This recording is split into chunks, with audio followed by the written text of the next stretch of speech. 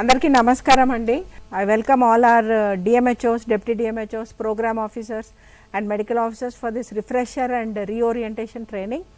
If you all remember, we have done this training in the second week of March 2020 when we just had one case of COVID by then. But now we are having a surge of cases, and then after 4 months the Commissioner and the Director felt the need for a refresher training so that we are all on the same page and we understand the different components and the different concepts for actually containing COVID and at least try to reduce the morbidity and mortality of the persons affected with COVID and their family members. So if there is any issue in connecting, please call the toll free numbers, and we have already shared the link on as to how to connect to this TSAT centers. Earlier also we have done this kind of a program that was through schools, but now that the schools are closed, each one of you can access this live training program from on your laptop, on your Android phone, or even on a TV monitor. Also on your desktop also this can be accessed. So I would request all of you, and if anybody is having any issue in accessing, please call on the toll free numbers which are being scrolled on your respective monitors. And then to take off the training, we have actually in the last week we have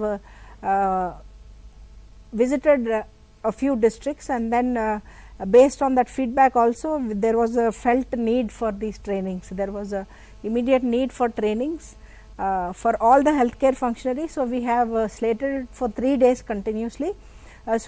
Today we will take up all the district authorities at the district level, including the DMHOs, Deputy DMHOs, SPHOs, medical officers, and if any other staff of the DMHO's office, may it be a demo or PHNs or anybody whoever wants to access the training. Basically what we would want you to understand is, now after 5 months how do we go about tackling this COVID issue in our state. So I'll just quickly take you through a small presentation. It is basically on what to do, how to do, who has to do, and what is the methodology, what are the different processes, what are all the different activities which we have to take up on a priority basis. So we'll just quickly run through this PPT for say 20 minutes, and then after that we will have a round of questionnaire, and along with me I have Dr. Puttraju. Sir is here. He is SRTL WHO, and because we are all wearing masks, maybe some people may not be able to recognize us, but then we also have Dr. Pragat. Everybody is familiar with both the officers. They are from WHO supporting us with the trainings, and we also have another set of officers, Dr. Shravan and Dr. Prasad, who will get into the finer details of contact tracing, finer details of surveillance after this session. So I'll quickly take you through the presentation. To start with, I would like to mention that now at this juncture we are at the mid-August. So now our objective of this COVID management is, our objective of COVID management now is to identify the case at an early stage. So we will have to do early identification and case management so that we mitigate under nothing, we prevent or we try to stop the morbidity and mortality associated with COVID-19. So our main objective now at this juncture of COVID management is early identification of the case and to mitigate the morbidity and mortality associated with COVID-19, and also to reduce the transmission, because we have been seeing that if one in the family is positive, subsequently in the next weeks the rest of the family members, at least another 2 or 3 of the same family, are turning positive.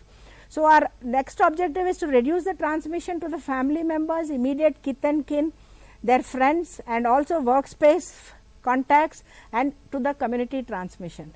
And then also we would like to ensure prompt institutional isolation if there are any symptoms. Otherwise we are going on with the strategy of home isolation wherever feasible, but to understand if the home isolation is feasible or not feasible, and over and above that, after a particular period of home isolation, when is the need to actually refer the patient for institutional isolation. So this is also yet another objective.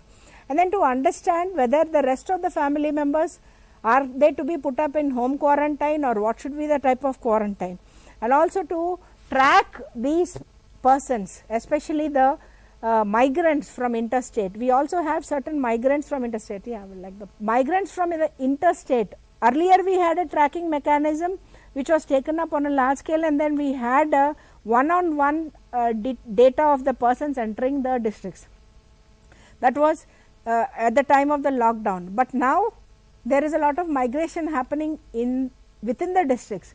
So we need to understand, and especially for the working class, we have a set of people who work in the neighborhood, in the neighboring districts. For example, we have certain people daily traveling between Mahbub Nagar, Hyderabad, Nalgonda, Hyderabad, Warangal, Hyderabad, and in between those erstwhile districts also we have a lot of people traveling, and there could be a lot of asymptomatic carriers, or there could be some kind of transmission happening between the traveling persons. So we do need to track all these kind of employees by having a proper convergence with the offices, with their offices and with their HODs also, and then also to provide optimal services, at least to an extent of maternal and child health services wherever feasible to the extent possible. But end of the day, our top priority right now for the next few weeks is COVID containment, COVID management, and check the transmission. At least try to put a break to the transmission within the communities. Now we all are very familiar, but just to have a glance, especially we are made to understand that there have been a few new recruitments of doctors across the state in view of this COVID. Some doctors have been roped in, new doctors, fresh doctors have been recruited. For them also, this would be a kind of a training program. So I'll just take, you must be familiar, but for the new people this applies. So the infection main basically is droplet infection. But how are these droplets carried? These droplets are again carried by the air medium only. So end of the day, we have to be understanding one aspect is the infection is via droplets, and it travels at 5 μm to less than 1 meter. The transmission or the travel capacity of these infected droplets is less than 1 meter. And when you go to aerosols, it is the travel capacity is more than 1 meter, and it is also there seen on surfaces of equipment, of furniture, hands, clothes, and any other gadgets. So this is highly transmissible. By now you would have seen we are we are actually going at a very quick pace, and that itself makes us understand that the infection is highly transmittable. Next.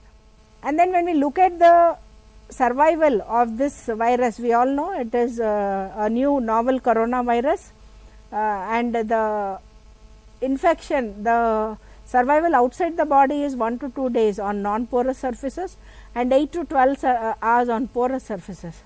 And we also are very familiar that a few disinfectants, common disinfectants which act on this virus are 70% ethanol and also bleaching powder. They are known to be destroying this virus. And the commonly observed incubation period is between 2 and 14 days. For this COVID-19, the incubation period ranges between 2 to 14 days.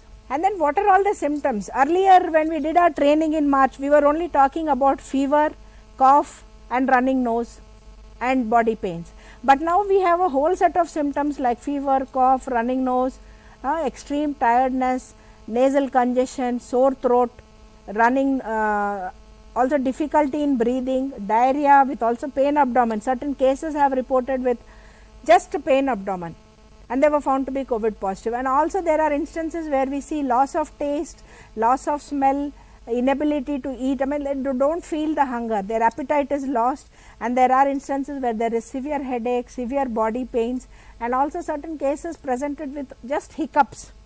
So these are all some of the presentations which we have observed in these past 5 months. Next. As we all know that it is only respiratory secretion. So from where do these respiratory secretions arise? Like it is from the nose and also the mouth. So it can be spreading from a person to person through small droplets via nose or the mouth, and when a person with COVID positive we may have diagnosed him or we may not have diagnosed him.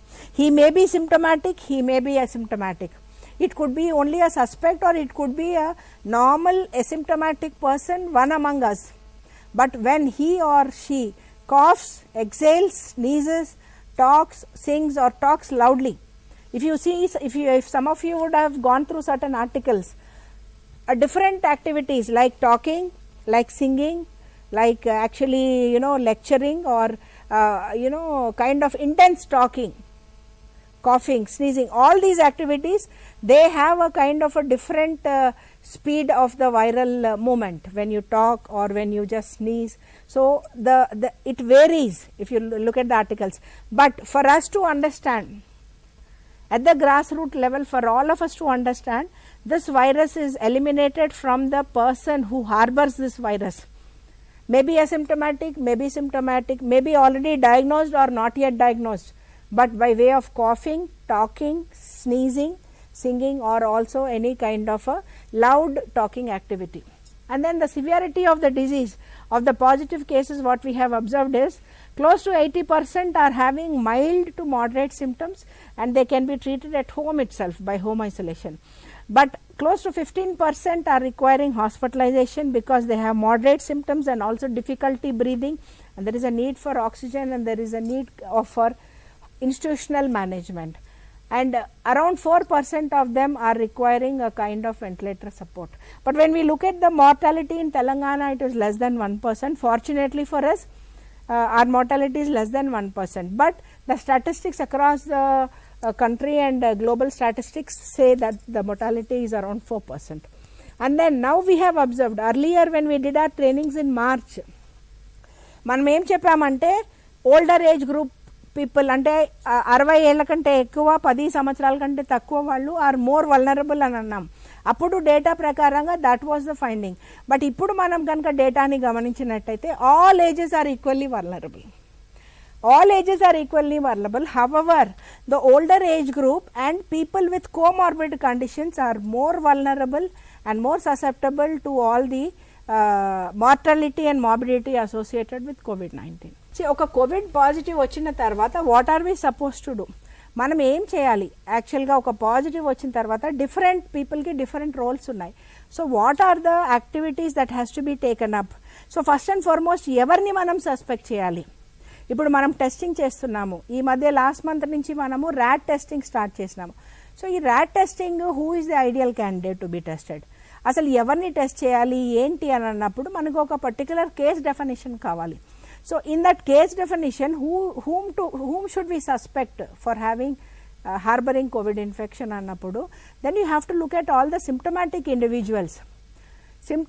individuals who have taken international travel in the past 14 days. This is the first one, and this was the first trigger for our state also. For our state, if you all remember, the first trigger was international travel, the second trigger was markers, and then the third trigger was migrants, and then the fourth and fifth were the contacts of these people. So the first person whom we should suspect is if a person has taken international travel in the past 14 days. Next, ఒక person positive అయిన పర్సన్కి కాంటాక్ట్గా ఉన్న వాళ్ళని కూడా మనము ఒక suspect కింద పెట్టుకుంటాము. అంటే వీళ్ళని కూడా మన దృష్టి వాళ్ళ మీద కూడా పెట్టి వాళ్ళని కూడా మనము మానిటర్ అండ్ ఫాలోఅప్ చేసుకుంటూ ఉండాలి. సో వాళ్ళు సిమ్టమాటిక్ అయినా ఉండవచ్చు, అసిమ్టమాటిక్ అయినా ఉండవచ్చు. But if they are contacts and close contacts, family contacts of a positive person, then they have to be taken up for testing. So అంటే వీళ్ళందరినీ కూడా మనం ఒక కోవిడ్ సస్పెక్ట్స్ కింద మనం వాళ్ళని లైన్ లిస్ట్ చేసుకోవచ్చు. తర్వాత హెల్త్ కేర్ ఫంక్షనరీస్ అంటే మనము డాక్టర్స్, మన స్టాఫ్ నర్సెస్, మన ల్యాబ్ టెక్నీషియన్స్, మన సూపర్వైజరీ క్యాడర్, మన ఏఎన్ఎంస్, మన ఆశాస్, ఎవరైతే ప్లస్ హాస్పిటల్ సెటప్లో ఉండే staff, doctors, nurses, some times even security, sanitation workers, house keeping staff, వీళ్ళందరూ కూడా they could be suspects because they are offering and delivering services at a place where COVID persons are either being treated or by way of surveys, by way of the activities associated with COVID control lo manam unnam kabatti even if we are asymptomatic, in case we have come in contact with a positive patient, we are suspects. Otherwise also if there are any symptoms, irrespective of history of contact, we have to be treated as a suspect. And then all hospitalized patients, all persons who are hospitalized with severe acute respiratory infection or any history of hospitalization for any other infection, maybe a cardiac ailment, maybe another COPD, or maybe any neurological ailment, but if he or she has been hospitalized for a considerable period of time, they also could be a suspect. And then influenza like illness. What is influenza like illness? Influenza like illness is nothing but similar to common cold or common flu laga anamata. So ee symptoms unna vallan kuda manam suspects kinda pettukuntamu. And also asymptomatic persons, all the asymptomatic persons who are family members or close contacts. Family members close contacts ante అదే ఇంట్లో ఉంటున్న వాళ్ళు, ఒక positive case ఉండే ఇంట్లోనే అదే, అది 2 bedroom house కానివ్వండి, సింగిల్ బెడ్రూమ్ కానివ్వండి, 1 room కిచెన్ కానివ్వండి, లేకపోతే 1 small room కానివ్వండి, ఆ ఇంట్లో అందరూ కలిసి ఉంటున్నప్పుడు వాళ్ళు అసిమ్టమాటిక్ అయినప్పటికీ కూడా వాళ్ళు క్లోజ్ కాంటాక్ట్స్ ప్లస్ ఆఫీస్లో కూడా క్లోజ్ కాంటాక్ట్స్, అంటే ఒక రూమ్లో కూర్చొని వర్క్ చేసే వాళ్ళని కూడా మనము we have to consider it as a suspect whether even if they are asymptomatic. So please take this for your future reference. So this will give you a total insight on who are all the right candidates who are eligible for testing. Then what is SARI? In the field there was a little confusion on as to what is SARI. SARI ante it is nothing but severe acute respiratory illness or respiratory infection, wherein a person has acute respiratory infection which is a little more than what he can actually tolerate at home, and it requires hospitalization. He needs some kind of a institutional care. He has all the symptoms of flu, ante దగ్గు, జలుబు, జ్వరము ఇవన్నీ ఉండేసేసి ఆయనకి హాస్పిటల్కి వెళ్ళాల్సిన అవసరం ఉంటుంది. ఎందుకనంటే it seems impossible and difficult to manage him at home. He may be having breathlessness for which oxygen is required. He may be having severe cough which cannot be controlled at home with routine cough syrup. So వీటిని మనము SARI, SARI cases అంటాము, severe acute respiratory illness. Now ILI, what is ILI? ILI is influenza like illness. As I already told you, it is like common cold, common flu. They will be having fever and all the respiratory signs and symptoms along with cough. Sometimes there is no cough. So the earlier slide lo manam chuskunna anni signs and symptoms lo these signs and symptoms will be present in the person. So నా who is a confirm case? ఇందాక మనం చూసాము suspects అంటే ఎవరు. So ఈ suspects ఎవరనంటే మనం వాళ్ళకి ఇప్పుడు ర్యాట్ టెస్టింగ్ ఉంది కాబట్టి మనం we can push them for testing. So నా కన్ఫర్మ్డ్ ల్యాబ్ ద్వారా అంటే ర్యాట్ ద్వారా కానీ RT-PCR ద్వారా కానీ మనకి ఎవరైతే పాజిటివ్ అని మనకి టెస్ట్ రిజల్ట్లో వస్తుందో వాళ్ళకి సైన్స్ అండ్ సిమ్టమ్స్ ఉన్నా లేకపోయినా ల్యాబ్ డయాగ్నోసిస్ వల్ల కన్ఫర్మ్ అయిన వాళ్ళందరూ కూడా పాజిటివ్ కేసు కింద మనం నిర్ధారణ చేసి వాళ్ళకి మనం చేయవలసిన ట్రీట్మెంట్ అంతా మనం చేయాల్సిందిగా ఉంది.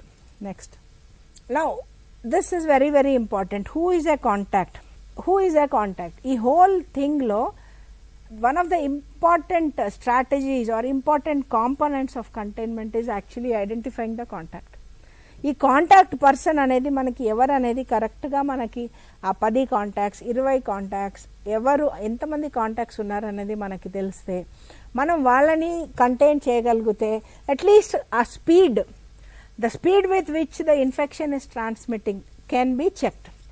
So if it is at a speed of say 60 kilometers, we can bring down the speed to something like 20 kilometers per hour. So I am just telling you so that you will be able to understand. By understanding who is a contact, so for that we need to understand the definition of a contact. Who is a contact ante anybody who is involved with a positive case is a contact. అది diagnosis కి ముందు కావచ్చు తర్వాత కావచ్చు, వాళ్ళు contacts అన్నమాట. You have to go back for 14 days 2 weeks. ఒకవేళ ఆ పాజిటివ్ కేస్కి సైన్స్ అండ్ సిమ్టమ్స్ ఉంటే 2-3 days బ్యాక్ వరకు మనకి క్లారిటీ వస్తుంది. బట్ అసిమ్టమాటిక్ క్యారియర్స్ అంటే you will have to go back in time for 14 days. So whoever is providing direct care to the Covid patient, అది వాళ్ళ family member కావచ్చు, మన staff కావచ్చు, నర్సింగ్ స్టాఫ్ కావచ్చు, లేకపోతే ఎవరైనా వాలంటీర్ కావచ్చు, ఎవరైతే ఒక కోవిడ్ పాజిటివ్ పర్సన్కి సర్వీసెస్ ప్రొవైడ్ చేస్తున్నారో, కేర్ టేకర్గా ఉంటున్నారో, they are a contact directly. Next, ఒకటే వర్క్ స్పేస్, ఒకటే రూమ్లో ఉండి వర్క్ చేస్తున్నా, లేకపోతే ఒకటే ఇంట్లో అందరూ కలిసి నివసిస్తున్నా కూడా డయాగ్నోసిస్కి ముందు కానీ తర్వాత కానీ అయితే కూడా వాళ్ళందరూ కూడా కాంటాక్ట్స్. సో కాంటాక్ట్స్ని మనము 2 రకాలుగా పెట్టుకుంటాము, హై రిస్క్ కాంటాక్ట్స్, లో risk contacts. High risk contacts వచ్చేసి మనం ఏమంటామంటే ఇమ్మీడియట్ ఫ్యామిలీ మెంబర్స్, అంటే వాళ్ళు ఒకటే కిచెన్ షేర్ చేస్తారు, ఒకటే వాష్రూమ్ షేర్ చేస్తారు, same plates glasses, same living environment share చేసేవాళ్ళు హై రిస్క్ కాంటాక్ట్స్. అంతేకాకుండా వాళ్ళ బాడీ ఫ్లూయిడ్స్ కూడా ఒకరికొకరికి కాంటాక్ట్ వచ్చే అవకాశం ఉన్నప్పుడు they are called high risk contacts. ఇంకా లో రిస్క్ అంటే జస్ట్ ఏదో ఒక రూమ్లో ఒక 1 minute 2 minute they crossed one another, or ఇద్దరు ఒక చోటే నించున్నారు, లేకపోతే ఒక ప్లేస్కి వెళ్ళి అదేదో తెచ్చుకున్నారు అని అంటే దెన్ దే ఆర్ లైక్ లో రిస్క్ కాంటాక్ట్స్. వాళ్ళ పీరియడ్ ఆఫ్ ఎక్స్పోజర్ ఎక్కువ టైం లేనప్పుడు వాళ్ళని మనం లో రిస్క్ కాంటాక్ట్స్ అనుకుంటాం. అంతేకాకుండా ఒకవేళ ఏదన్నా ఫంక్షన్స్, ఫ్యూనరల్స్, మ్యారేజెస్, బర్త్డే పార్టీస్కి అందరూ కలిసి ఒక ప్లేస్లో అసెంబుల్ అయినప్పుడు వాళ్ళందరూ కూడా కాంటాక్ట్స్ కిందకే వస్తారు. Also class room, work space, same family, the gathering may be marriage, the gathering may be funeral, or whatever may be. If more people are gathering in one place and of them one is a positive after 2 days, then this whole gathering is a contact, their contact. Though all may not become positive, but they all have to be kept under strict vigilance. Then traveling together in the same vehicle, ఒక కార్లో వెళ్తుండొచ్చు, ఒక ముగ్గురు కలిసి వెళ్తున్నప్పుడు అందులో ఒకరు positive అయితే ఆ కార్లో ఉన్న ఇద్దరు కూడా ఈయనకి క్లోజ్ కాంటాక్ట్స్ కిందకే వస్తారు. Because car is a very close restricted and limited space ఉంటుంది. అదే if you are having a large train, large bus, if somebody positive has travelled in the one compartment and the other people are in another compartment, then all the traveling persons do not become contacts, only aa bogilo unna vallu contacts avtaru. So it all depends on the period of exposure, the distance, and also it also depends on the viral load in this positive person. అది ఆయనకి symptomatic ఉండి viral discharge ఎక్కువ అవుతుందా, viral release ఎక్కువ అవుతుందా, load ఎక్కువ ఉన్నప్పుడు కూడా ఆయనకి నియర్ బైగా ఉన్న వాళ్ళు వెంటనే పాజిటివ్ అయ్యే అవకాశం ఎక్కువగా ఉంది. So this is most important. What we have observed in our monitoring visits at the districts was the testing strategy. The testing strategy is varying in between districts, but as per the guidelines which have been communicated time and again from the head office, from the state office, are all symptomatic carriers అని అన్నాము, all symptomatic family members అన్నాము. So I'll just quickly take you through these 11 components. అంటే testing స్ట్రాటజీలో ఈ 11 criteria fulfil అయితే మీరు ఖచ్చితంగా వాళ్ళని టెస్టింగ్కి పెట్టాలి. First one is symptomatic ILI symptoms. అంటే ఐఎల్ఐ కేసెస్, ఒక పర్సన్కి ఐఎల్ఐ లైక్ సిమ్టమ్స్ అంటే ఇన్ఫ్లుయెన్జా లైక్ సిమ్టమ్స్ ఉంటే, with a history of international travel ఉంటే ఖచ్చితంగా వాళ్ళని మనం టెస్టింగ్ చేయించాలి. Next, all symptomatic ILI contacts of laboratory confirmed case. అంటే ఒక కన్ఫర్మ్డ్ కేసుకి వాళ్ళు ఎంత దూరంలోనన్నా ఉండనివ్వండి కాంటాక్ట్, వాళ్ళు ఆల్మోస్ట్ 10 feet దూరంలో ఉన్నారు, వాళ్ళు పక్క రూమ్లో ఉన్నారు, నేను ఈ రూమ్లో ఉన్నాను, అయినా కూడా if you are having symptoms then they have to be tested. And also symptomatic ILI health care functionaries, అంటే hospital based, community based, also front line workers like our ANMs, ASHAs, our supervisory staff, or even our medical officers. Now even our medical officer also constantly meeting the positive persons, visiting their homes and trying to counsel them. So వీళ్ళందరికీ కూడా symptomatic ఉన్నా asymptomatic ఉన్నా కూడా they have to be tested because they are in contact with the positive person. And then symptomatic ILI within the hotspots and containment zones. ఇప్పుడు మనకి hotspots, containment zones కంటే ఎక్కువ we're looking at the house. So ఆ house చుట్టుపక్కల ఎవరికన్నా ILI like symptoms ఉంటే వాళ్ళని కూడా టెస్ట్ చేయాలి. And then hospitalise patients for any other cause they may be hospitalised. As I told you earlier, ఏదన్నా కార్డియాక్ సర్జరీ అయి ఉండొచ్చు, లేకపోతే ఏదన్నా స్ట్రోక్ ఉండొచ్చు, లేకపోతే ఏదన్నా some kind of neurological issue ఉండొచ్చు, న్యూరలాజికల్ ప్రాబ్లమ్స్తోని, లేకపోతే మ్యాలిగ్నెన్సీతోని ఏదన్నా రీజన్ ఉండొచ్చు, ఫర్ డయాలిసిసే ఉండొచ్చు. వాళ్ళు హాస్పిటలైజ్ అయి ఉన్నారు, but they are developed some symptoms of cough, cold, then they also have to be tested. And then all symptomatic migrants and returnees, whoever has come from other states or ఇప్పుడు evacuation flights, ఇంకేదన్నా ఉండనివ్వండి, they have come from some other place or somebody has come from Hyderabad anukondi, please, if they are having symptoms, please get them tested. Even if they are traveling every day to Hyderabad for their work anukondi, because they are working in some office in say Nalgonda or Mahbub Nagar, but they are daily up and down to Hyderabad.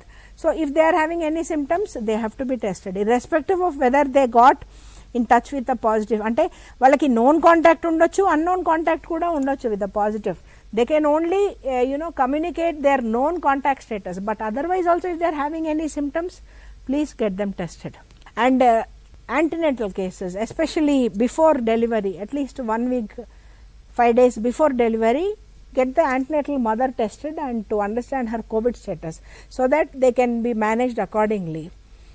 And then the family members of a positive case who are living in the same house, మనం ఇప్పుడు ప్రస్తుతం ఏం చేస్తున్నాం, వాళ్ళకి symptoms లేవు అని చెప్పి కొన్నిసార్లు కొంతమందిని మనం టెస్ట్ చేయలేకపోతున్నాం.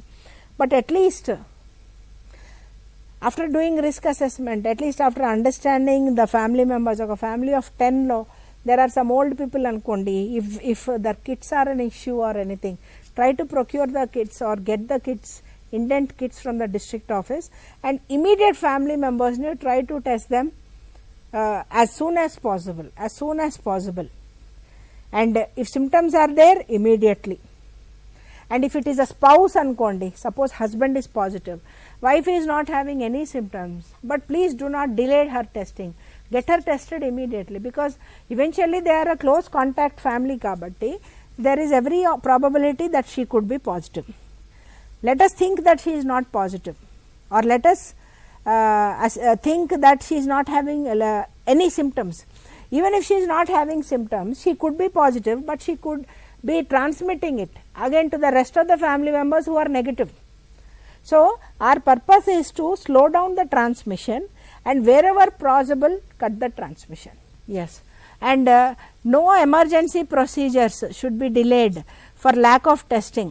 However, the sample can be picked up for testing, and I suppose it is C-section is there is a C-section, or there is some appendicectomy surgery which has to be done on an emergency, some emergency laparotomy has to be done.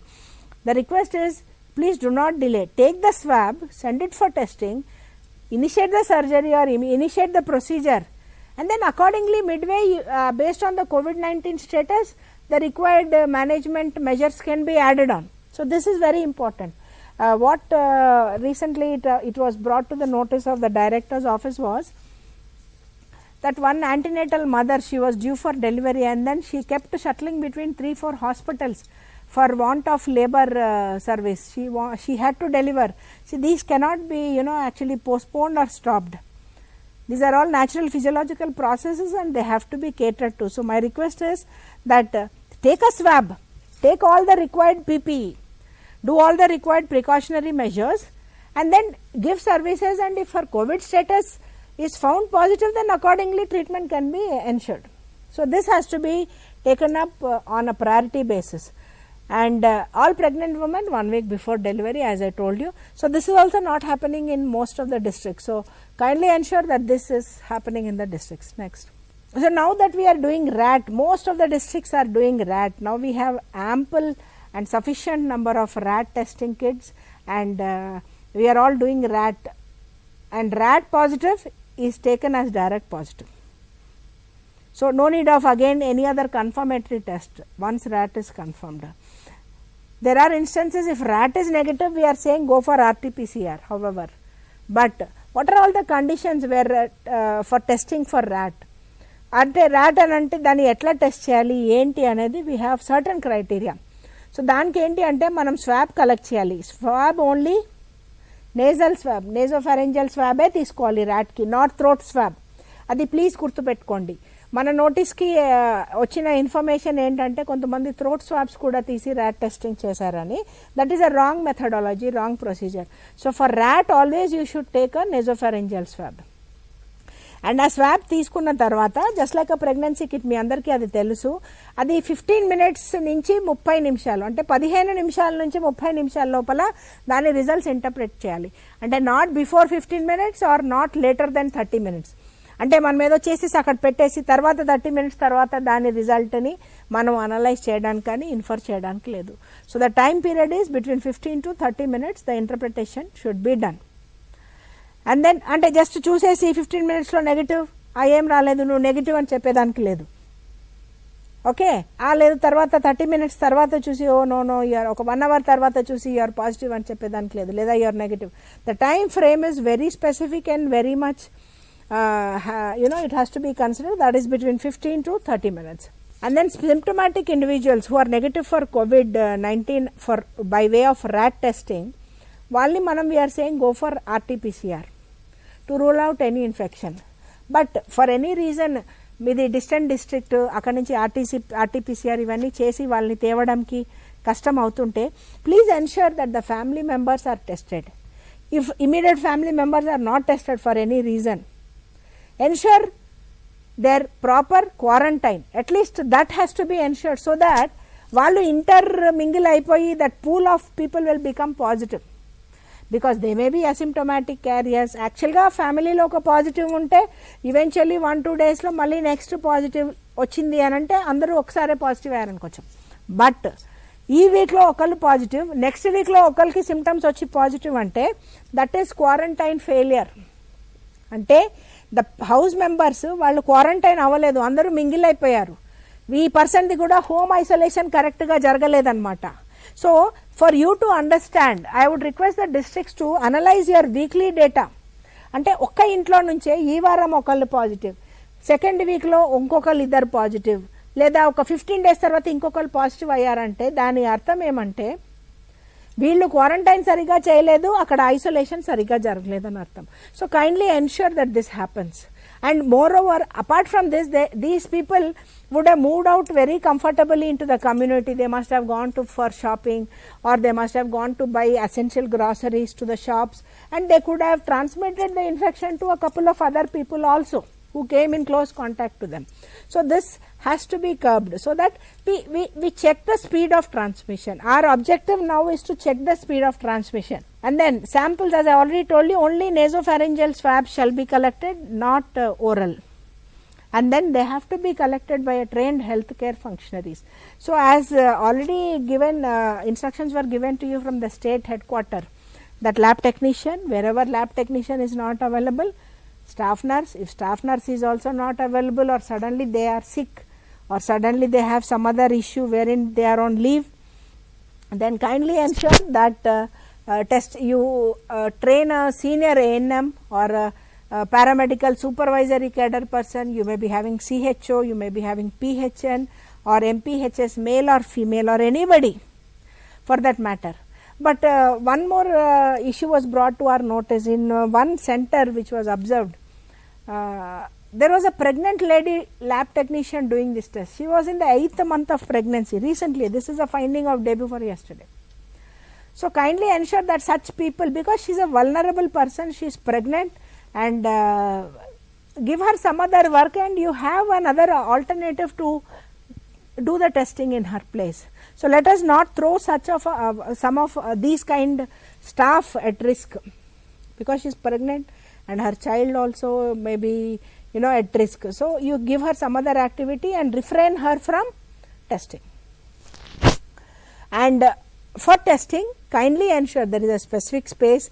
Infection control practices, my next our team members, our WHO officers, they will take you into the finer details. But kindly ensure, as per protocols, as per standard operating procedures, and as per the guidelines given, separate space undali testing ki.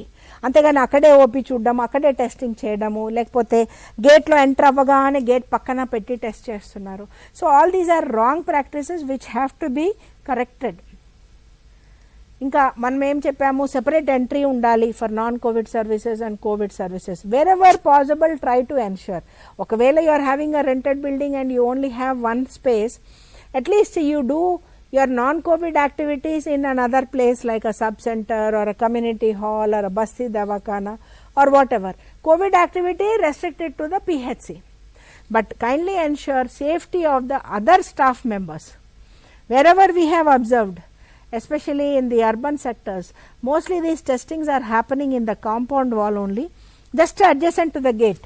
So at least go to the backyard, have a kind of a private space wherein you can sanitize that place, and there is no access to that place for the other vulnerable non-COVID services kochina immunization children కానీ వాళ్ళ parents pregnant mothers వీళ్ళందరికీ కూడా అదే గేట్లో నుంచి రావాల్సిన అవసరం ఉంది. కాబట్టి ఈధర్ వాళ్ళు సర్వీసెస్కి రావడం లేదు, లేదా వాళ్ళు vulnerable అయిపోయి అదే దారిలో నుంచి వచ్చి they also might get infected.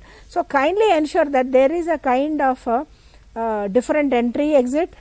If that is not possible, at least a separate place for these testings, or also you can use the Basti Davakhana, sub-center, community hall, or talk to the village sarpanch or to the concerned secretary, village secretary. You may be having your own staff from the other departments, so you can get another space for testing if the PHC is very very small or in a rented accommodation. And then also proper PPE kuda vesukovali. We are seeing some people without even wearing proper gloves test chestunnaru. Papam vallaki telusa teliyada manaku teliyadu. So kindly ensure they are wearing proper gloves and PPE, mask avi petti vallu test cheste so that vallaki infection రాకుండా ఉండడానికి వాళ్ళని వాళ్ళు protect చేసుకోవడానికి వీలవుతుంది. And then the test should be conducted under strict medical supervision, because these are all very vulnerable people and all the testing places centers first I request the medical officers to first understand where they are testing. Is this place feasible for testing అనేది ఒక్కసారి assess చేసుకోండి మీ ground మీ యూపీహెచ్సిని, then or పిహెచ్సిని. wherever you are doing testing, is it feasible, other people ni manamu risk lo pedutunnama, assess that place properly and then go ahead with the testing. Next. Now what is the immediate follow up action at the district once a case is positive? ఒకసారి మీ దగ్గర మీ జిల్లాలో case positive వచ్చిందంటే అసలు మీరు ఏం చేయాలి, అది ఎలాగా చేయాలి, ఎవరెవరు ఏం చేయాలి, అండ్ ఏం చేసిన తర్వాత అది ఎవరికి మీరు రిపోర్ట్ చేయాలి, దాని ప్రాసెస్ ఏంటి, దాని టైం లిమిట్ ఏంటి, దాని టైం ఫ్రేమ్ ఏంటి అనేది మనం ఇప్పుడు కొన్ని చూసుకుంటాము.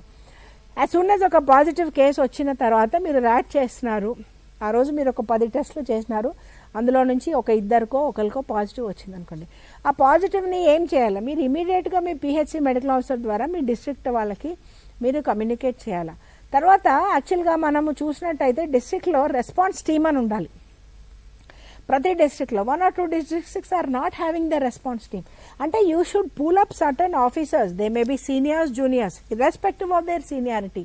Even if it is an efficient junior also, rope him into the team so that you designate works for those officers.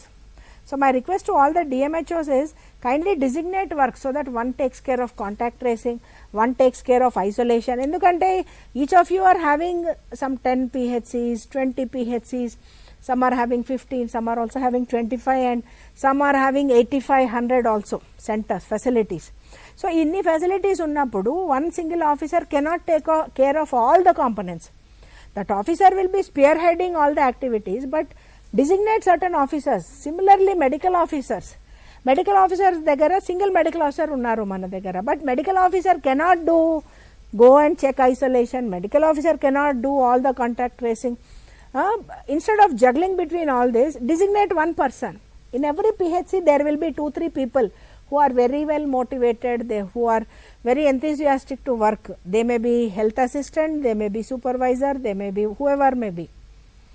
Identify such people and give them designate some kind of a work for them.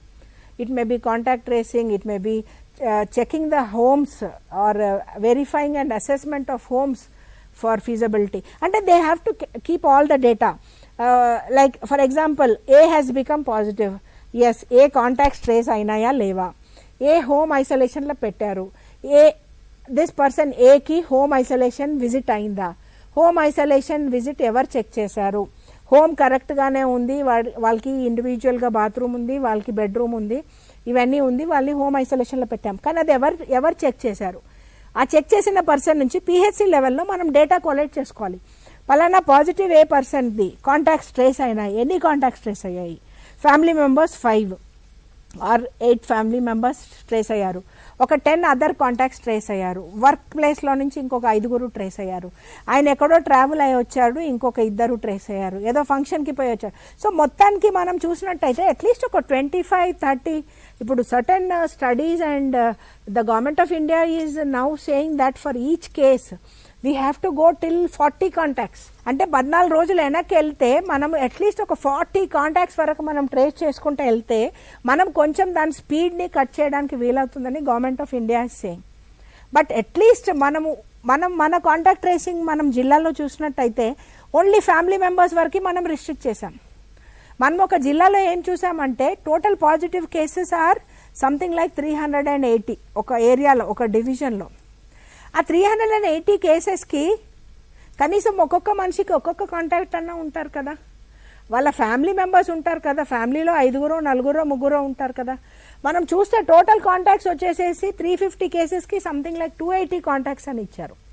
అంటే మన స్టాఫ్కి contact tracing అన్న concept అర్థం అవ్వడం లేదా, లేకపోతే వాళ్ళు వెళ్ళి చూడడం లేదా, లేకపోతే వాళ్ళ దగ్గర ఉంది కానీ డేటాని కొలేట్ చేయలేదు కాబట్టి ఎవరికి ఏం అర్థం కావట్లేదు.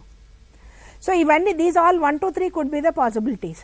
So first to understand contact tracing అంటే ఆ కాంటాక్ట్ 14 రోజులు వెనక్కి పాజిటివ్ అయిన దానికి ముందు, పాజిటివ్ అయిన తర్వాత ఎవరు ఆయనకి కాంటాక్ట్స్ ఉంటారో వాళ్ళందరూ ఆయన కాంటాక్ట్స్. సో ఈ కాంటాక్ట్స్లో కొంతమంది క్లోజ్ కాంటాక్ట్స్ ఉంటారు, వాళ్ళు మనం వేరే టెస్ట్ చేస్తాం వెంటనే. ఇంకా మిగతా కాంటాక్ట్స్ ఏంటంటే వాళ్ళకి సిమ్టమ్స్ వచ్చినప్పుడు టెస్ట్ చేస్తాం. కానీ ఈ కాంటాక్ట్స్ లిస్ట్ అంతా వాళ్ళు ఎవరు అనేది మన దగ్గర పిహెచ్సి లెవెల్లో మన దగ్గర ఉండాలి. ఏఎన్ఎం దగ్గర ఆమె దగ్గర మొత్తం ఏఎన్ఎం సబ్ సెంటర్ ఏరియాలో 5 పాజిటివ్స్ అనుకోండి, పాజిటివ్ 1, 2, 3, 4, 5. ఆ పాజిటివ్ 1, 2, 3, 4, 5కి 1కి ఎంతమంది ఫ్యామిలీ కాంటాక్ట్స్, ఎంతమంది అదర్ కాంటాక్ట్స్, అది లిస్ట్ ఉండాలి. సో ఇవంతా కూడా పిహెచ్సి లెవెల్లో కొలేట్ చేసుకొని పిహెచ్సిలో ఒకరికి ఆ రెస్పాన్సిబిలిటీ ఇవ్వండి. So this is about contact tracing, so that you will have a particular data and then you will know whom to hit on next. అంటే మీరు ఎవరిని సర్విలెన్స్లో పెట్టాలి, ఈ కాంటాక్ట్స్నే కదా మీరు సర్విలెన్స్లో పెట్టాలి. అది కాకుండా మనము హోమ్లో మళ్ళీ సర్వే చేపిస్తాం, చుట్టుపక్కలంతా సర్వే చేపిస్తాం. So my request is when a case comes positive in a village or in a habitation in a tanda or in some kind of an urban area, so at least a village మొత్తంలో మట్టుకు you can just get a kind of a rapid survey done with the ashas and then understand ఆ విలేజ్లో ఇంకెవరికన్నా కూడా ఈ science and symptoms ఉంటే వాళ్ళని వెంటనే test చేయడం, ఇమీడియట్ ఫ్యామిలీ మెంబర్స్ని వెంటనే టెస్ట్ చేయడం, మిగతా వాళ్ళందరినీ ప్రాపర్గా ఐసోలేట్ చేసేయడం, క్వారంటైన్ చేసేయడం, పాజిటివ్ వచ్చిన వాళ్ళందరినీ ఐసోలేట్ చేసేయడం. ఇవన్నీ చేయడం వలన we're putting a break to the transmission of COVID-19. So this is very very important. So this contact tracing has to be done in a robust and a meticulous manner. It has to be done meticulously. So it is at least మనకి urban సెక్టర్లో అంత ప్రాపర్గా తెలియకపోయినా at least rural సెక్టర్లో మనకి వాళ్ళ contacts name డీటెయిల్స్తో సహా పక్కాగా తెలిసిపోతాయి. And as that person only whomever, మీరు 14 రోజుల నుంచి ఎవరెవరితో కలిశారు, ఎవరెవరితో తిరిగారు, ఎక్కడ అటెండ్ అయ్యారు. So you have to do this kind of an activity. Contact tracing is very very important. And then after this is done, do the risk assessment. Risk assessment is nothing but understanding that person's health status. ఆయనకి ఏమైనా risk parameters, risk factors ఉన్నాయా అంటే he's aged 60+, he's hypertensive. మన వాళ్ళు ఏమనుకున్నారంటే risk assessment అంటే చాలా చోట్ల ఓన్లీ డయాబెటీస్, హైపర్టెన్షన్ అంతవరకే చూస్తున్నారు. అంత కాదండి. రిస్క్ అసెస్మెంట్ అంటే apart from diabetes, hypertension, cancer, any malignancy or any cardiac illness, any neurological illness, any hormonal problems or any known history of low immunity, maybe tuberculosis, maybe HIV or maybe any other illness, or if it is a child, any kind of congenital malformations already with the child, or any kind of mental illness or any kind of comorbidity. అంటే it is nothing but ఈ COVID-19తో పాటు వాళ్ళకి ఇంకా ఏమన్నా ఒక ఇబ్బందికరమైన health సమస్య ఉందా, హెల్త్ ఇష్యూ ఇంకా ఏమన్నా ఉంటే దాన్ని మనం రికార్డ్ చేసుకోవాలా. ఈ రికార్డ్ చేసే పద్ధతినే మనము రిస్క్ అసెస్మెంట్ అంటాము. సో ఈ రిస్క్ అసెస్మెంట్ మనము పాజిటివ్ పర్సన్కి చేస్తాము. పాజిటివ్ పర్సన్కే కాకుండా మనము రిస్క్ అసెస్మెంట్ ఫ్యామిలీ మెంబర్స్కి కూడా చేయాలి.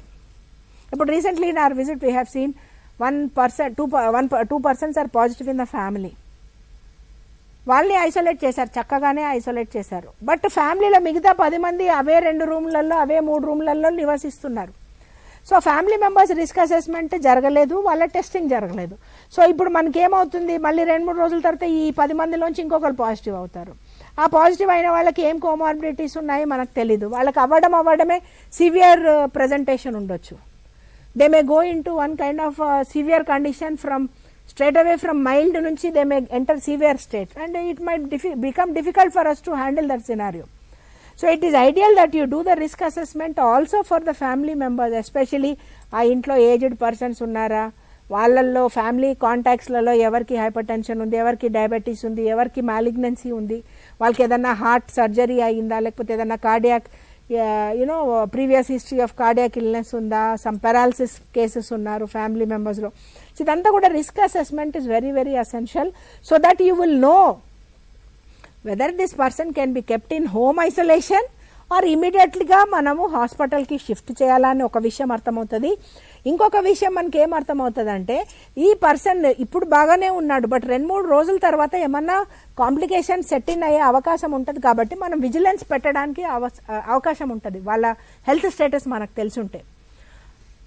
Also give your phone number, the doctors phone number, and also rapid response team లాగా.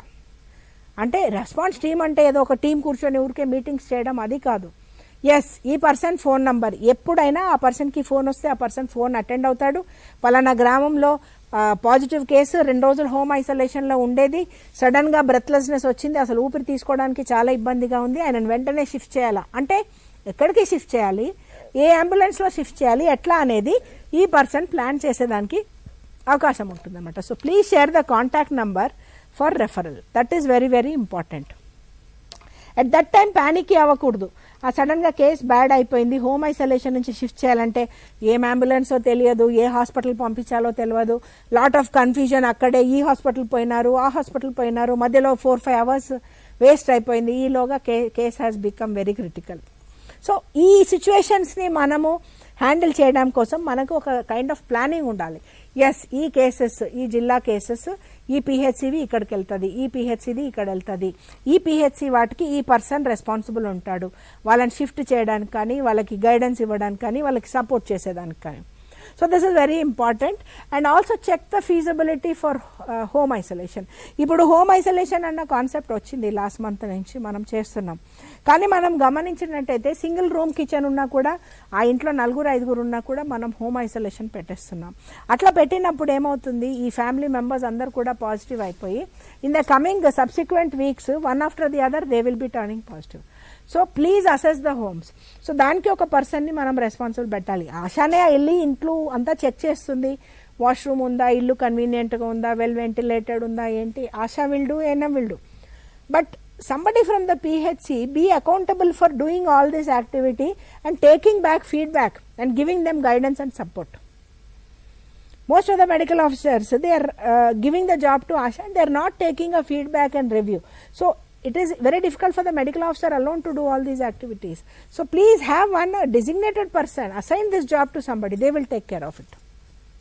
So that you will be reviewing all these officers at the district, at the state, at the PHC level, and every day through WhatsApp group or Zoom, I would request the district people also to have a kind of a review mechanism with the individual medical officers on daily basis. Daily evening, ఒక 10 to 15 minutes is more than sufficient, so that you will understand ఎక్కడన్నా trends మారుతున్నాయా, ఏదైనా ఒక PHC ఏరియాలో, ఏదైనా ఒక గ్రామంలో ఎందుకన్నా ఎక్కువ టకాటకమని రోజుకి 2 పాజిటివ్స్ వస్తున్నాయా. సో అలాంటప్పుడు you have to be watchable and you have to take additional steps to contain. So as I told you, retrospectively for 14 days you have to go back and trace the contacts and then testing the immediate family members. This is the actionable point. వాళ్ళకి symptoms ఉన్నా లేకున్నా family మెంబర్స్ని, అంటే అదే ఇంట్లో ఉండే family మెంబర్స్ని first priority కింద టెస్ట్ చేసేయండి. తర్వాత వాళ్ళ కాంటాక్ట్స్లో వచ్చిన వాళ్ళకి సిమ్టమ్స్ ఉంటే టెస్ట్ చేయండి. నెక్స్ట్ లెవెల్ ఆఫ్ కాంటాక్ట్స్ ఉంటారు కదా వాళ్ళకి, తర్వాత ఆ చుట్టుపక్కల ఎవరికన్నా ALI ఉంటే వాళ్ళని టెస్ట్ చేయండి. అది కాకుండా ఆల్ దిస్ ఇన్ఫర్మేషన్ కొంచెం కాన్ఫిడెన్షియల్ పెట్టాలి. అండ్ ఒకవేళ మీ ఏరియాలో స్టిగ్మా ఉందనుకోండి, stigma for Covid, at stigma అంటే నథింగ్ బట్ ఈ కోవిడ్ వాళ్ళు వచ్చిన ANMsని వాళ్ళు గ్రామంలో వాళ్ళు రానివ్వకపోవడము, తిట్టడము, లేకపోతే ఎన్ని, అది 1 or 2 ప్లేసెస్లో ఉన్నాయి. ఇప్పుడు చాలామంది ప్రజలకి అర్థమైపోయింది, వాళ్ళే కోఆపరేట్ చేస్తున్నారు, వాళ్ళే చెప్తున్నారు పలానా వాళ్ళు పాజిటివ్ ఉన్నారు బట్ వాళ్ళు బయటికి వెళ్తున్నారని వాళ్ళు చెప్తున్నారు. So my request is if you are having any stigma, ఒక గ్రామంలో ఉండొచ్చు, లేకపోతే ఏదైనా ఒక అర్బన్ ఏరియాలో స్టిగ్మా ఉండొచ్చు, అప్పుడు you try to increase your communication with the local leaders, involve religious leaders, involve the local leaders, public representatives or youth leaders, or if any NGO is there, NGO, or formal leaders untaru, informal leaders untaru. So anybody you can involve so that there is a kind of a communication established with the community so that they also cooperate and support the system. And we have observed that wherever there was public and community participation, which is one of the principles of primary health care, the case management was very easy, contact tracing was very easy, and isolation అంతా కూడా వాళ్ళు feedback ఇస్తూ ఉన్నారు medical ఆఫీసర్కి, వాళ్ళ family members బయట వస్తున్నారు అంటే మనం వాళ్ళని బయటకు రావద్దు అనడం కాదు, వాళ్ళ ద్వారా ఇన్ఫెక్షన్ వేరే వాళ్ళకి రాకూడదు కాబట్టి ఐడియల్గా వాళ్ళు ఒక 14 days హోమ్ క్వారంటైన్లో ఉండాలి. We have nothing against them, but ఆ పాయింట్ మనం అది వాళ్ళకి కమ్యూనికేట్ చేయకుండా బయటికి రావద్దు, ఇంట్లోనే ఉండాలనంటే everybody is panicking, neighbours are panicking, the actual family members are panicking. So ఆ కైండ్ ఆఫ్ ప్యానిక్ పోవాలంటే information, they should get the right information, awareness, it will bridge all kind of barriers. So we have to give the right awareness to the people, and then of course maintaining confidentiality is very, very important, and following up of these contacts for the next 14 days with symptoms or without symptoms వాళ్ళని follow up చేయాలి. And home ఐసోలేషన్లో పెట్టిన వాళ్ళని 17 days of home isolation మనం చూసాం. గ్రామాలలో కొంతమంది 10 రోజులు home isolation తర్వాత ఆపేస్తున్నారు, కొంతమంది 14 రోజుల తర్వాత ఆపేస్తున్నారు, కొంతమంది వారం తర్వాత ఆపేస్తున్నారు. But it is 17 days. Please remember, it is 17 days. And I already told you risk communication అంటే చూడండి, మీ గ్రామంలో మీ ఇక్కడ ఉంది కేసు, సో మీ అందరికీ కూడా రిస్క్ ఉంటుంది, సో మీరు కూడా ఎక్కువగా తిరగద్దు, మీకు ఏదన్నా సిమ్టమ్స్ ఉంటే మీరు వెంటనే వచ్చి టెస్ట్ చేసుకోవాలని. This kind of communication should be given to the community in general. Next, so immediate follow up action of the district is, as already Commissioner Madam has briefed in a couple of districts, but kindly identify facilities for exclusive isolation and exclusive quarantine, especially ఎవరికైతే ఇంట్లలో తగు జాగా లేదు, స్థలము లేదు, separate bathroom లేదు, ఇవన్నీ ఉన్నప్పుడు వాళ్ళని మనం రిస్క్లో పడేయకుండా ఉండడానికి quarantine centres plus covid care centres which are isolation centres అవి ఐడెంటిఫై చేయమని విజిట్ చేసిన కొన్ని సెంటర్స్లో ఆల్రెడీ మేడం చెప్పి ఉన్నారు, డైరెక్టర్ సార్ చెప్పి ఉన్నారు. But kindly ensure that this happens in all, identify with the support of the district collectors. And then గవర్నమెంట్లో కానీ ప్రైవేట్ సెక్టర్ ఆర్ ఈవెన్ కొన్ని ఏరియాస్లలో డిఫెన్స్ ఏమన్నా ఆర్మీ వాళ్ళ ఏమన్నా ఉంటే కూడా try to take their support. And then of course only the collector and the DMHO will speak for the district and they will be supported by the DSO. So evar padthe vallu manamu emi media statements ivvakoodadu, that everybody already knows. And also IEC and all these messages, also state is also planning certain IEC, otherwise also as per your need kindly do the communications. Next, డిస్ట్రిక్ట్లో మట్టుకి ఒక control room ఉండాలండి. Who will do what, as I told at the PHC level, అంటే DMHO alone cannot do all the activities. So designate responsibility, ఒక you know have a kind of system where in ఒక ప్లేస్లో చాలా cases వస్తున్నాయి. So some officer is made responsible to monitor the activities, monitor contact tracing, monitor COVID care centres, and also to monitor whether home isolation is happening right. And all these activities have to be done on one after the other, and keep some officers at the district level also, and also with support from the collector also, and have a call center if the PHCs need something. PHC district headquarters నుంచి 50 kilometers 40 kilometer డిస్టెన్స్లో ఉండొచ్చు. So వాళ్ళు ఒక మనిషిని పంపిస్తారు, but daily వాళ్ళ case ఏమవుతుంది district head క్వార్టర్లో చూసుకోవడానికి they need some kind of support.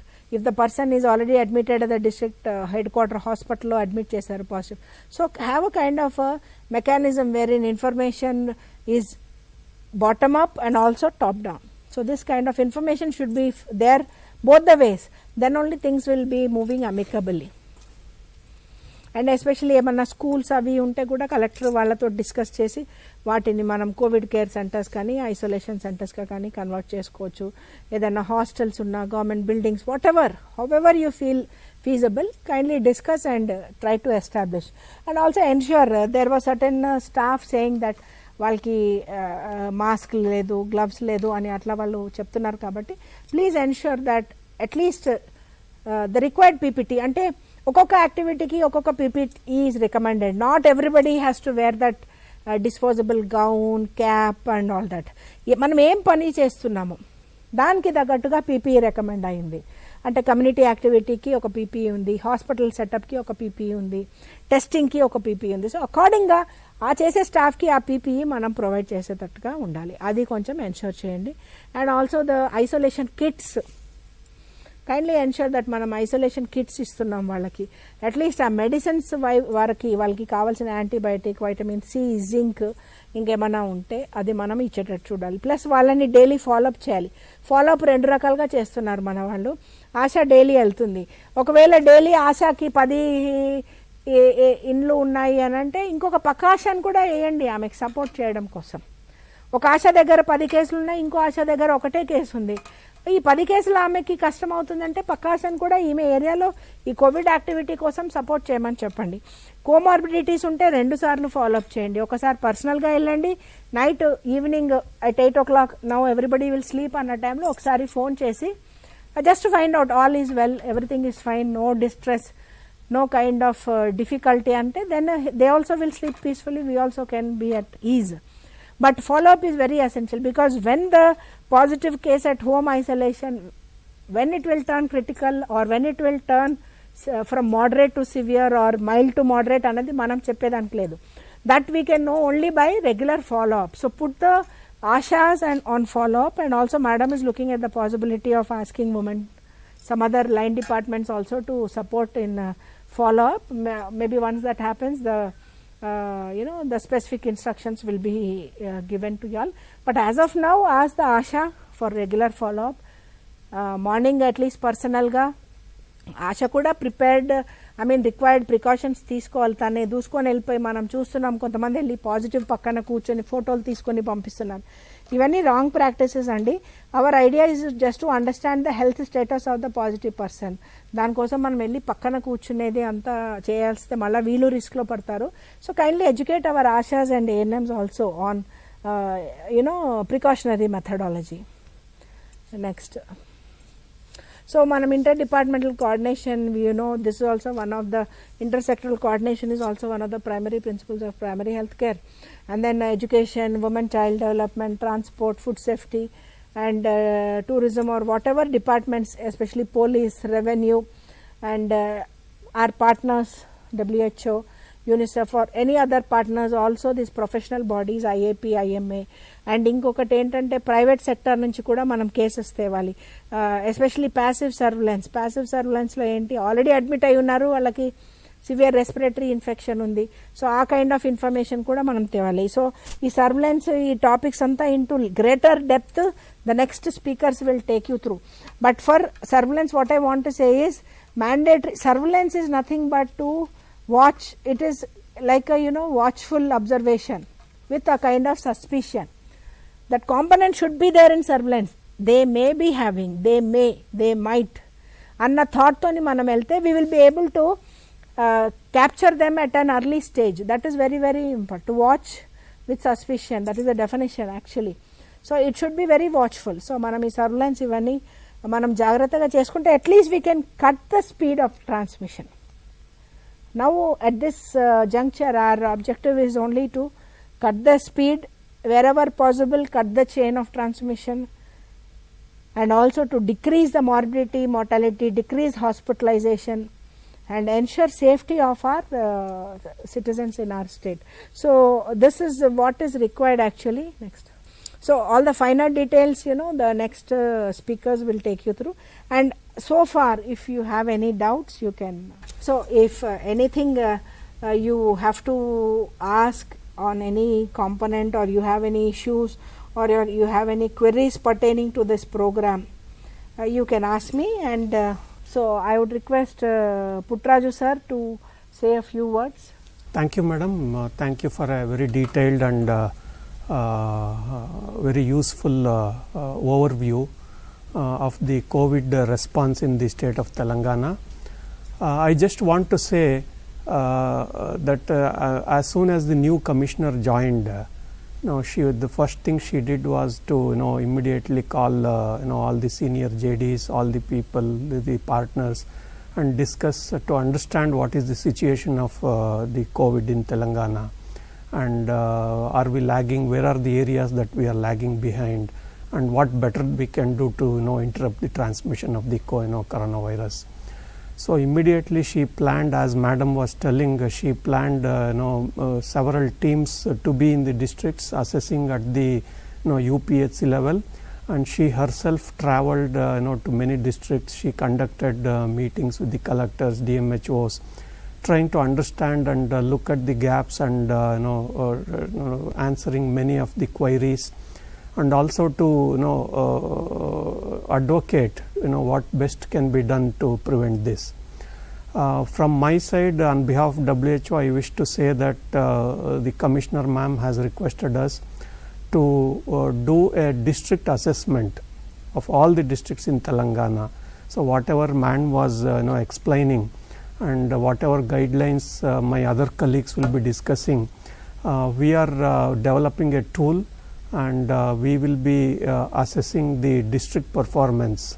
We will we'll be interacting with you, your collector, and we also have a detailed checklist to look into what is the quality of testing strategy, what is the quality of contact tracing, the surveillance that is happening. So we are going to overall look at the entire district response for this COVID infection, and what are the steps that the district is taking to interrupt the transmission.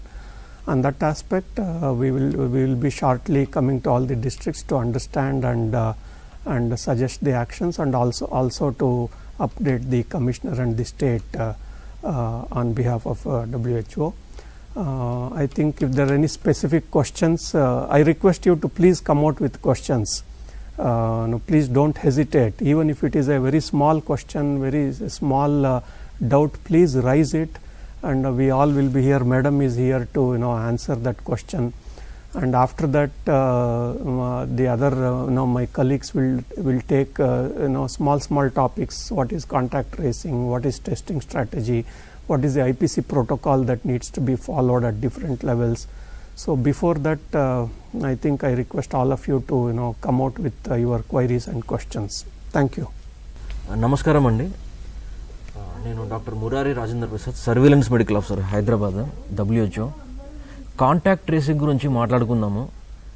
Contact tracing, ఒక patient Covid positive వచ్చిన తర్వాత తను గత 14 రోజుల లోపల ఎక్కడెక్కడ తిరిగాడు, ఎవరెవరిని కలిశాడు అనేది ట్రేస్ చేస్తాం, బ్యాక్ ట్రేస్ చేస్తాం అనమాట. ఏ రోజైతే తనకి సిమ్టమ్స్ వచ్చి ఉన్నాడో, లేకపోతే ఏ రోజైతే ఏసిమ్టమాటిక్ పేషెంట్ అయితే ఏ రోజైతే తను పాజిటివ్ వచ్చాడో ఆ రోజు నుంచి బ్యాక్ 14 రోజుల వరకు తను ఎక్కడెక్కడ తిరిగాడు, ఎవరెవరిని కలిశాడు అనేది తెలుసుకుంటామండి.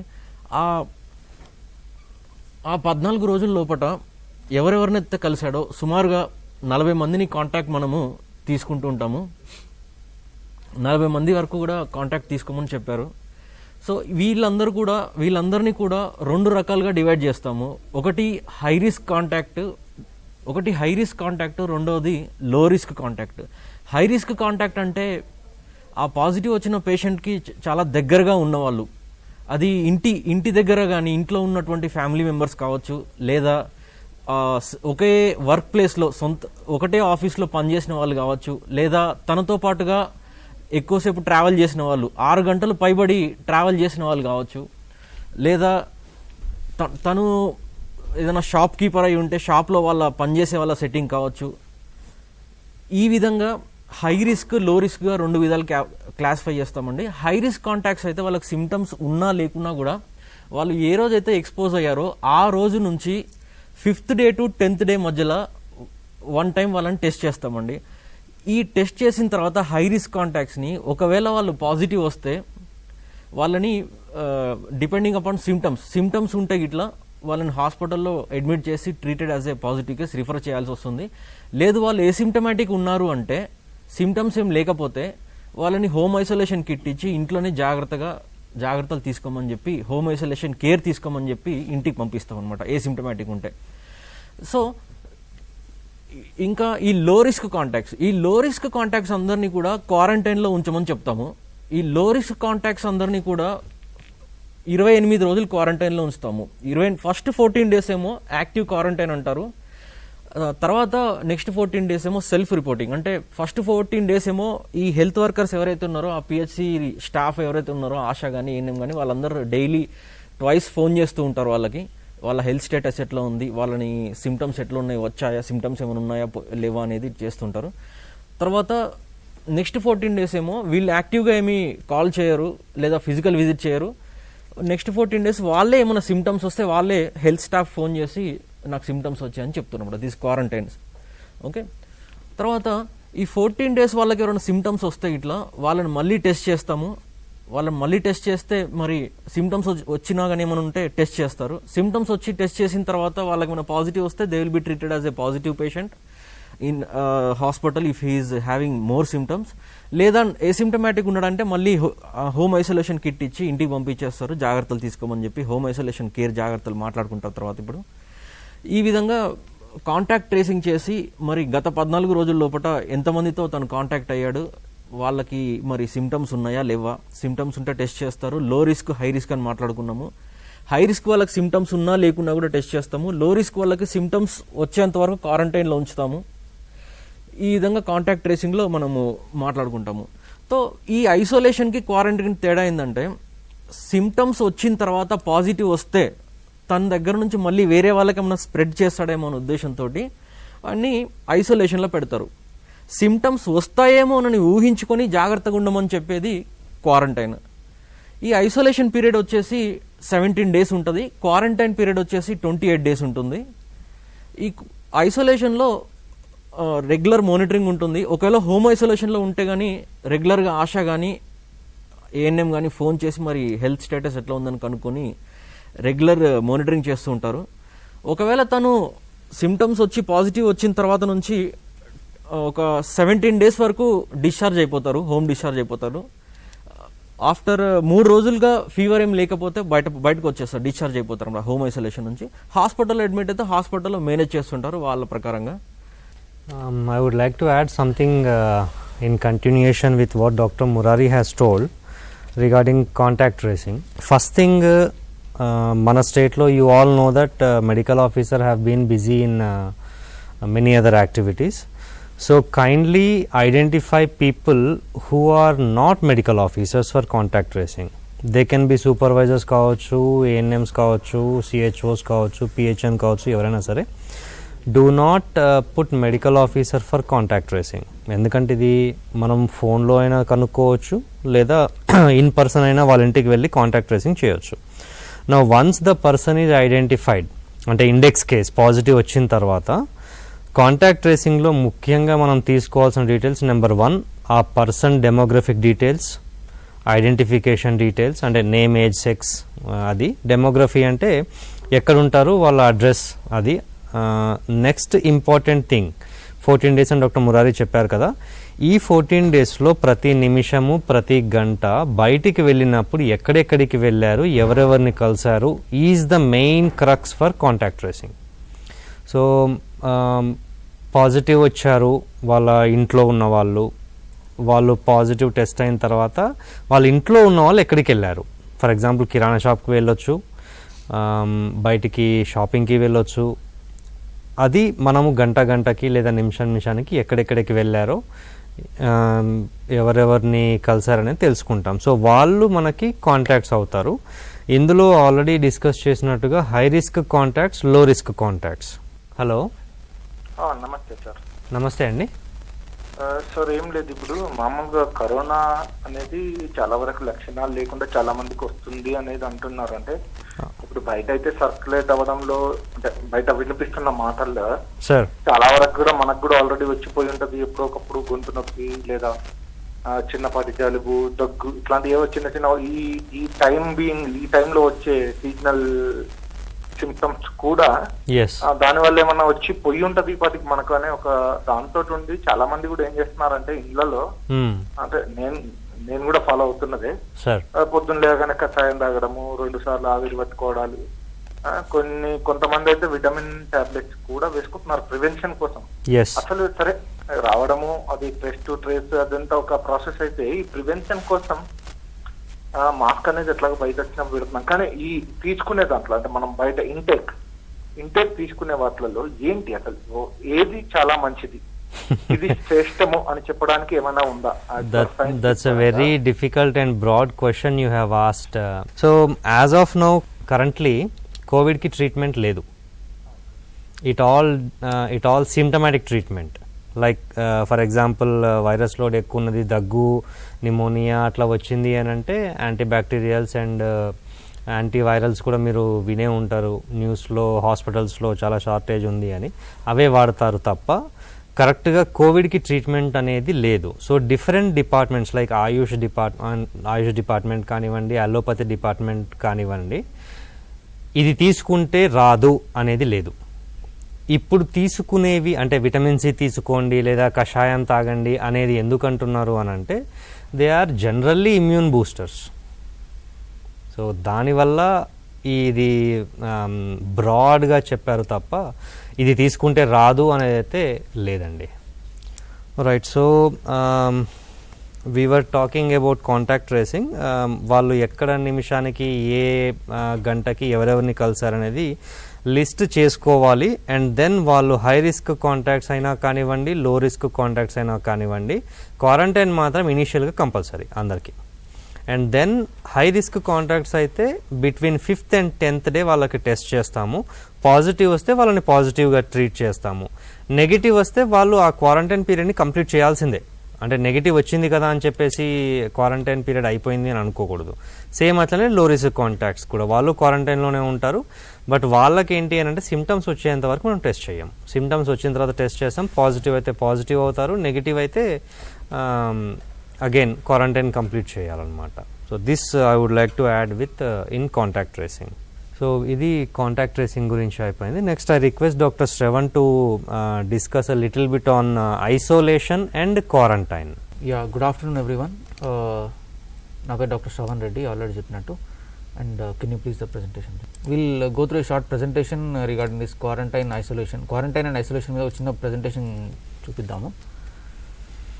అండ్ ఫస్ట్ ఆఫ్ ఆల్ ఏంటంటే ఒకటి, we have to know the difference between quarantine and isolation. So మొన్న డిస్ట్రిక్ట్స్కి వెళ్ళినప్పుడు వేరే వాళ్ళతో మాట్లాడినప్పుడు కానీ కొంచెం కన్ఫ్యూజన్ ఉంది. గత 5 to 6 months నుంచి మనం ఈ పదాలను యూజ్ చేస్తున్నాం, క్వారంటైన్ ఐసోలేషన్ అని. But there is small difference between quarantine and isolation. These are not the same words. Quarantine అని ఎప్పుడు అంటామంటే, మనం quarantine separates and restrict the movement of people who are exposed to a contagious disease. So మనం present కాంటెక్స్ట్లో ఏంటి అంటే, ఈ people ఎవరైతే కోవిడ్కి ఎక్స్పోజ్ అయి ఉంటారో, అంటే what we call is contacts ఇక్కడ. ఓకే, కాంటాక్ట్స్ ఉండి సిమ్టమ్స్ లేని వాళ్ళని సపరేట్గా పెట్టినప్పుడు అది క్వారంటైన్ అంటాం. అండ్ ఎవరైతే ఈ కాంటాక్ట్ అయ్యి వాళ్ళకి సిమ్టమ్స్ డెవలప్ అయ్యి అండ్ ఆల్ పాజిటివ్ కేసెస్ ఉంటారో వాళ్ళని సపరేట్గా పెడితే వాళ్ళని ఐసోలేషన్ అంటాం. రైట్. సో సిమ్టమ్స్ ఉన్న వాళ్ళని అండ్ ఆల్ పాజిటివ్ కేసెస్ని సపరేట్గా పెడితే that is isolation. And asymptomatic వాళ్ళని, ఏసిమ్టమాటిక్ కాంటాక్ట్స్ని అది పెడితే క్వారంటైన్. సో క్వారంటైన్లో వాళ్ళకి ఎప్పుడు సిమ్టమ్స్ వస్తాయని చూస్తూ కూర్చుంటాం అనమాట 14 days. సిమ్టమ్స్ రాకపోతే that's well and good. Symptoms వస్తే ఆల్రెడీ మన డాక్టర్ గారు చెప్పినట్టు టెస్ట్ చేసేస్తాం. So this is the main difference you should understand between isolation and quarantine. Next slide.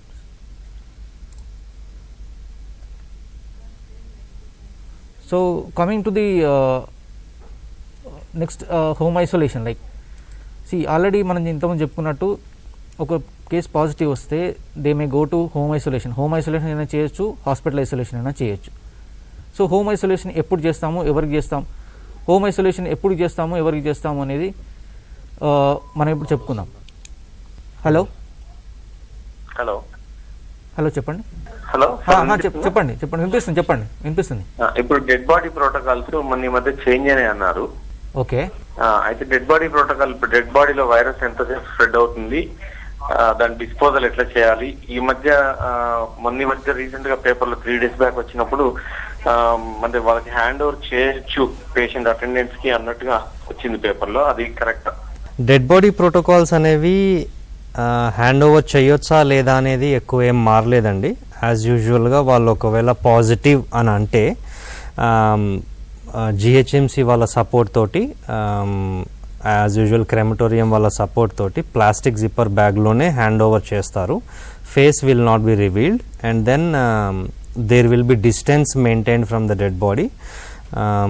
20 to 30 people కంటే ఎక్కువ క్రెమటోరియం దగ్గరికి నాట్ అలౌడ్. సో ఈ రూల్స్ అనేవి బేసిక్ థింగ్స్. బేసిక్గా మనం గుర్తుపెట్టుకోవాల్సింది ఏంటంటే any positive person we have to maintain distance. So dead body burn చేసిన తర్వాత అది ఎగిసిపోతుంది అనేది ఆ రీసెర్చ్ ఇంకా జరుగుతుందన్నమాట. As of now distance is maintained, limitation on the number of people is also maintained the same. Plastic zipper బ్యాగ్లోనే వేసి డెడ్ బాడీని హ్యాండ్ ఓవర్ చేయడం జరుగుతుంది.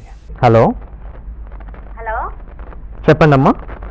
సార్ నమస్తే సార్. నమస్తే అండి, సార్ నేను భూపాలపల్లి చెప్పండి అమ్మా.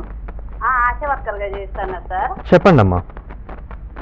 చాలా మందికి మనకు మన ఏరియాలో చాలా వ్యక్తులకి ఏం అనుమానం ఉందంటే ఒక పాజిటివ్ వచ్చిన పర్సన్ 14 days తర్వాత ఒకవేళ మనకు కలిస్తే మనకు ఏమైనా మళ్ళా పాజిటివ్ వచ్చే అవకాశం ఉందా, లేకపోతే ఆ పాజిటివ్ వచ్చిన వ్యక్తి ఆయనకు మళ్ళీ ఏమైనా అటాక్ అయ్యే అవకాశాలు ఉన్నాయని డౌట్. అంటే మీ ప్రశ్న ఏంటి అని అంటే, ఒకసారి పాజిటివ్ వచ్చి ఐసోలేషన్ అయిపోయి నెగిటివ్ వచ్చిన తర్వాత అంటే మళ్ళీ కొన్ని నెలల తర్వాత కానీ కొన్ని రోజుల తర్వాత కానీ పాజిటివ్ అయ్యే ఛాన్సెస్ ఉన్నాయా అనేది మీ ప్రశ్ననా? దాని మీద కూడా ఇంకా రీసెర్చ్ జరుగుతుందమ్మా, మనకి తెలియదు ఇంకా.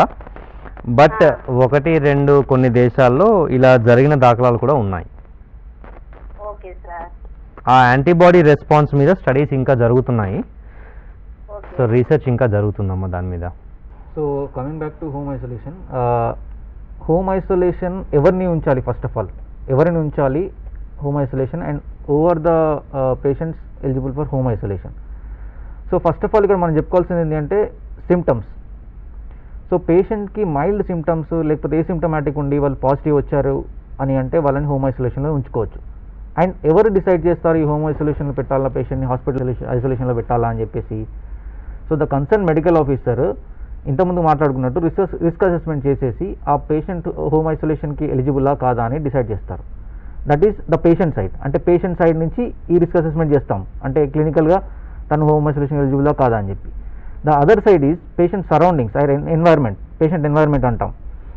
సో ఎప్పుడు అంటే ఒక రిక్విజైట్ ఫెసిలిటీ ఉండాలి పేషెంట్కి హోమ్ ఐసోలేషన్ చేసుకోవడానికి. ఏం ఫెసిలిటీస్ ఉండాలి? తన ఇంటి దగ్గర తనకి ఒక separate room with attached toilet or the separate toilet, maybe attached అయి ఉండొచ్చు కాకపోయి ఉండొచ్చు, బట్ సపరేట్ టాయిలెట్ ఉండాలి. ఇది ఎవరు ఇన్ష్యూర్ చేస్తారు?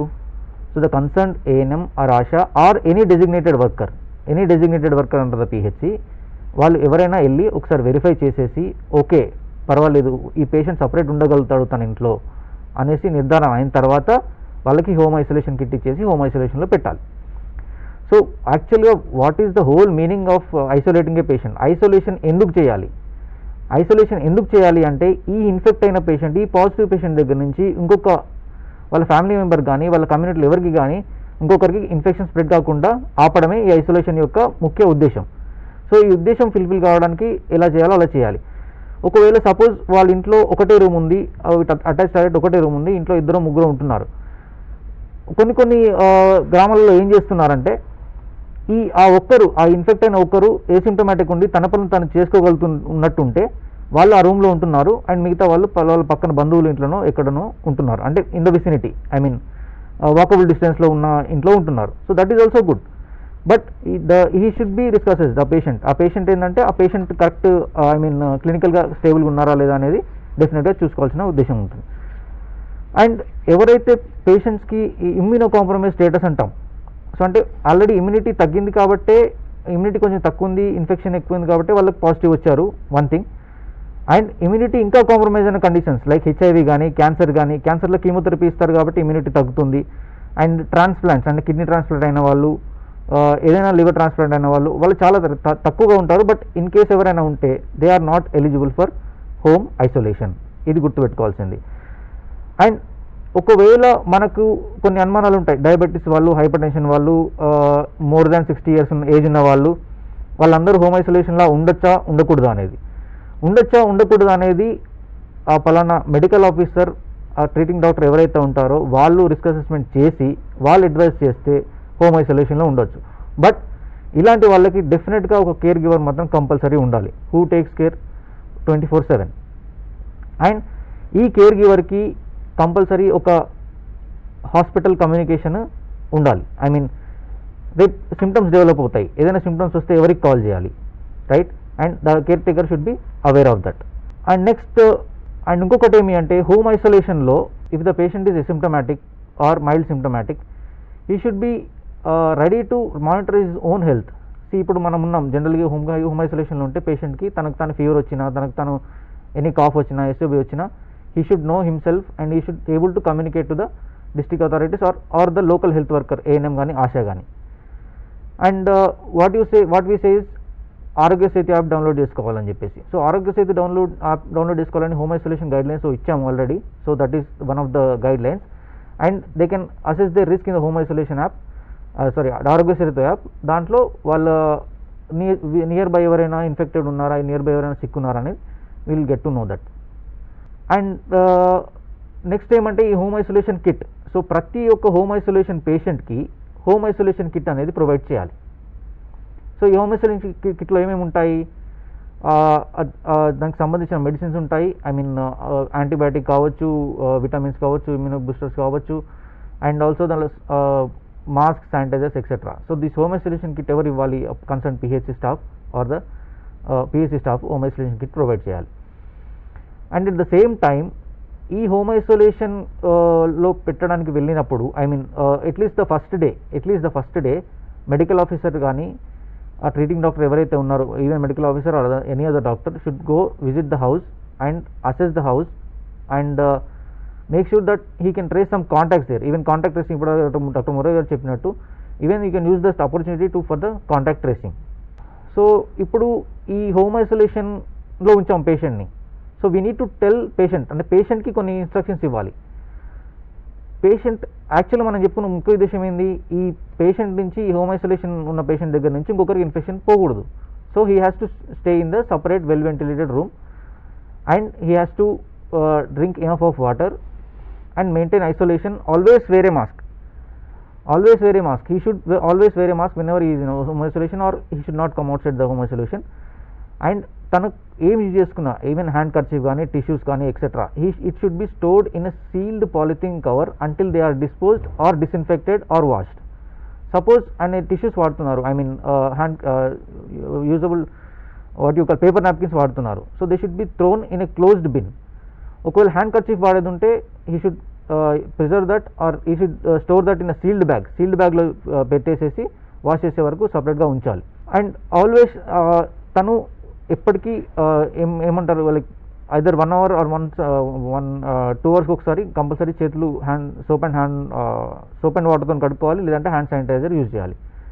And after cleaning the toilet obviously he has to wash the hands with soap and water for 40 to 60 seconds.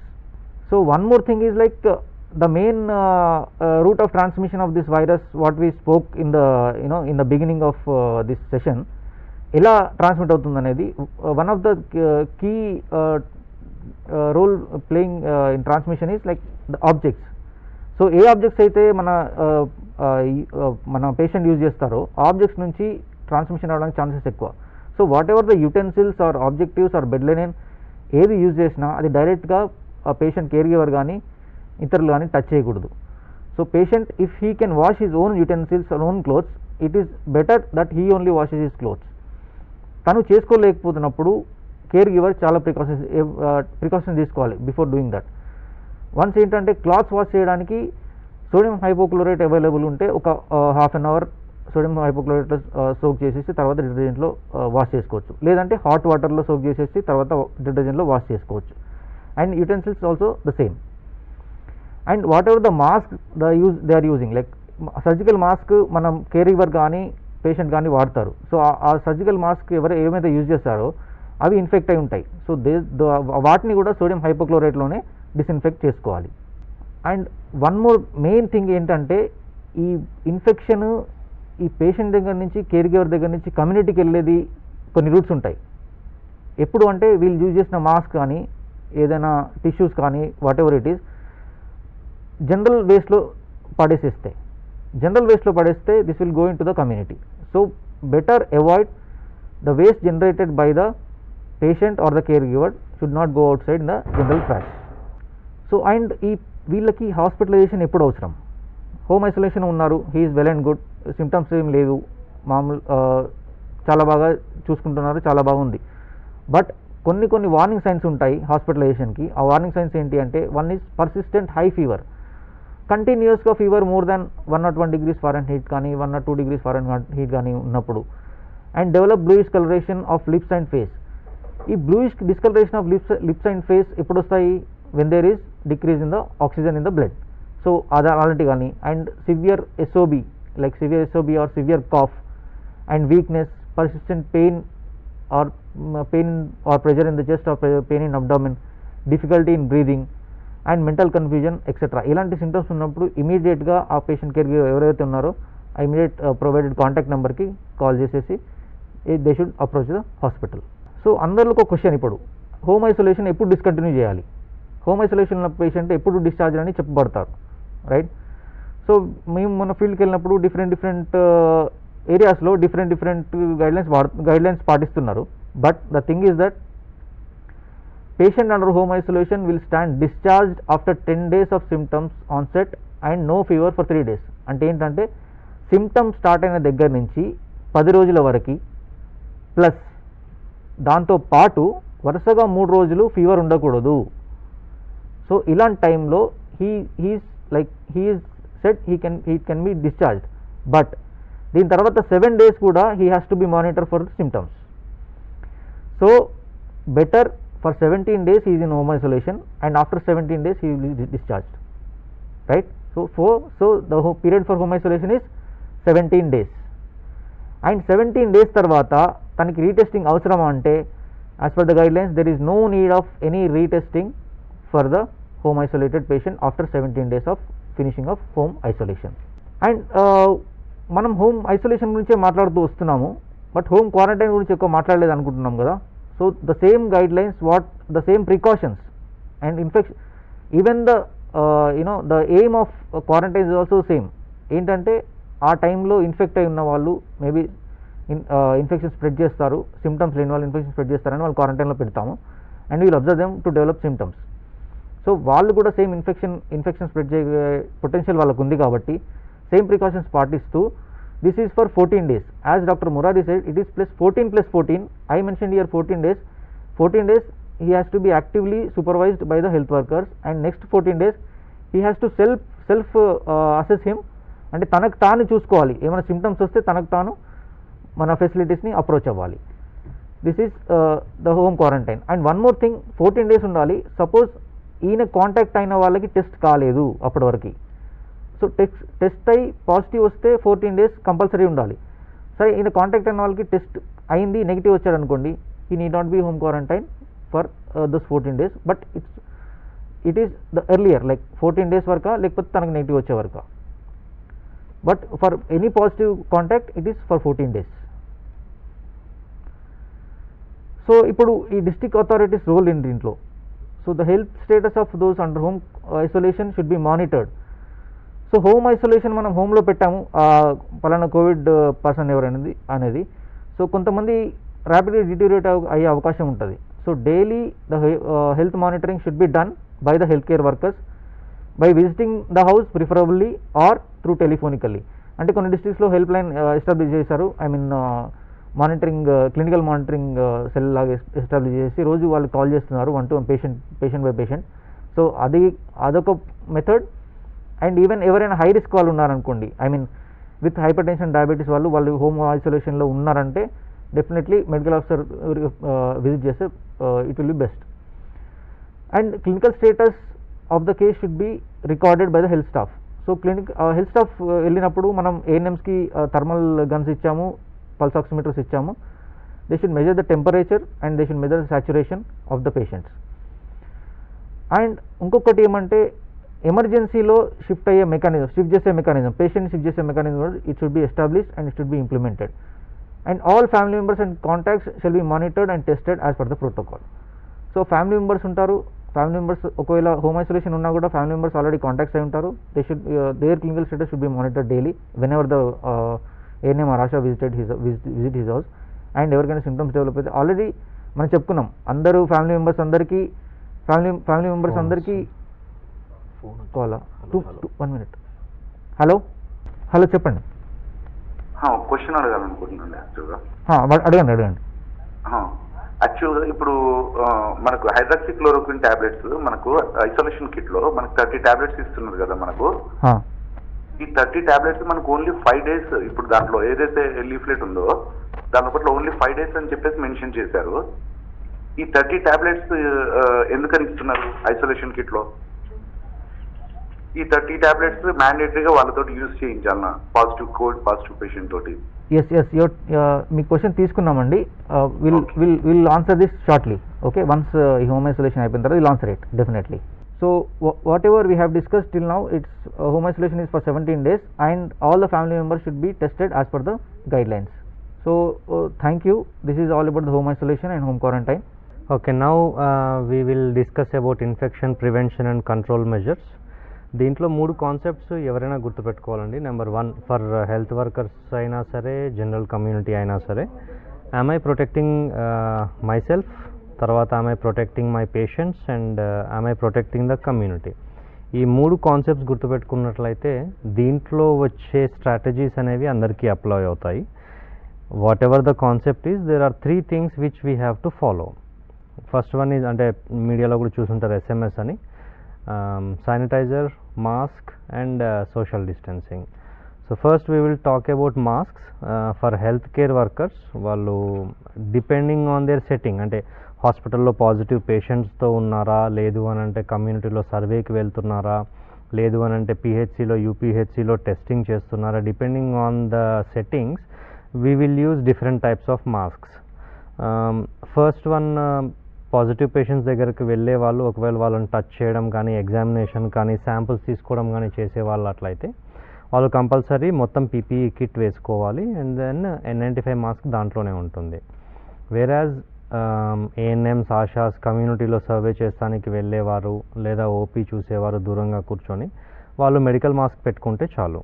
But one small thing every one has to understand is, for health care workers cloth mask వాడకండి, they have to use medical mask. And coming to sanitizer, 2 రకాలుగా ఉంటాయి. Sanitization of the hand wash 2 రకాలు. ఒకటేమో alcohol based ఉంటుంది, రెండవదేమో soap and వాటర్తో hand wash చేసుకునేది. Whatever the item we are using, అంటే ఆల్కహాల్ శానిటైజర్ కానివ్వండి, సోప్ అండ్ వాటర్ కానివ్వండి, there are 6 steps in hand wash. Maybe I will show you. Soap water కానివ్వండి, ఆల్కహాల్ శానిటైజర్ కానీ, this is the first step and then this is the second step, vice versa. తర్వాత this is the third step, ఇది 4th, vice versa, thumb 5th, vice versa, and then fingertips. నేను maybe 5 seconds 6 seconds చేశాను, కానీ alcohol sanitiser అయితే మాత్రం 40 to 60 seconds. Soap and water అయితే sorry it's the opposite, soap and water అయితే 40 to 60 seconds. ఇది చేసిన తర్వాత then you can do on your work. But ఇది ఎప్పుడెప్పుడు చేయాలి అనేది again different settings. Whenever, ఇప్పుడు నేను టేబుల్ మీద ఇక్కడ కూర్చొని ఉన్నాను, I have been touching most of the things, so I can do as frequently as possible. మాస్క్ని పెట్టుకున్నారు, మాస్క్ పెట్టుకున్నారు, క్లాత్ మాస్క్ కానివ్వండి, మెడికల్ మాస్క్ కానివ్వండి, కిందికి అనుకుంటారు, పైకి అనుకుంటారు, లేదా ఇటు సెట్ చేసుకుని ఉంటారు. ఎప్పుడైతే దీన్ని ముట్టుకుంటారో immediately hand wash compulsory.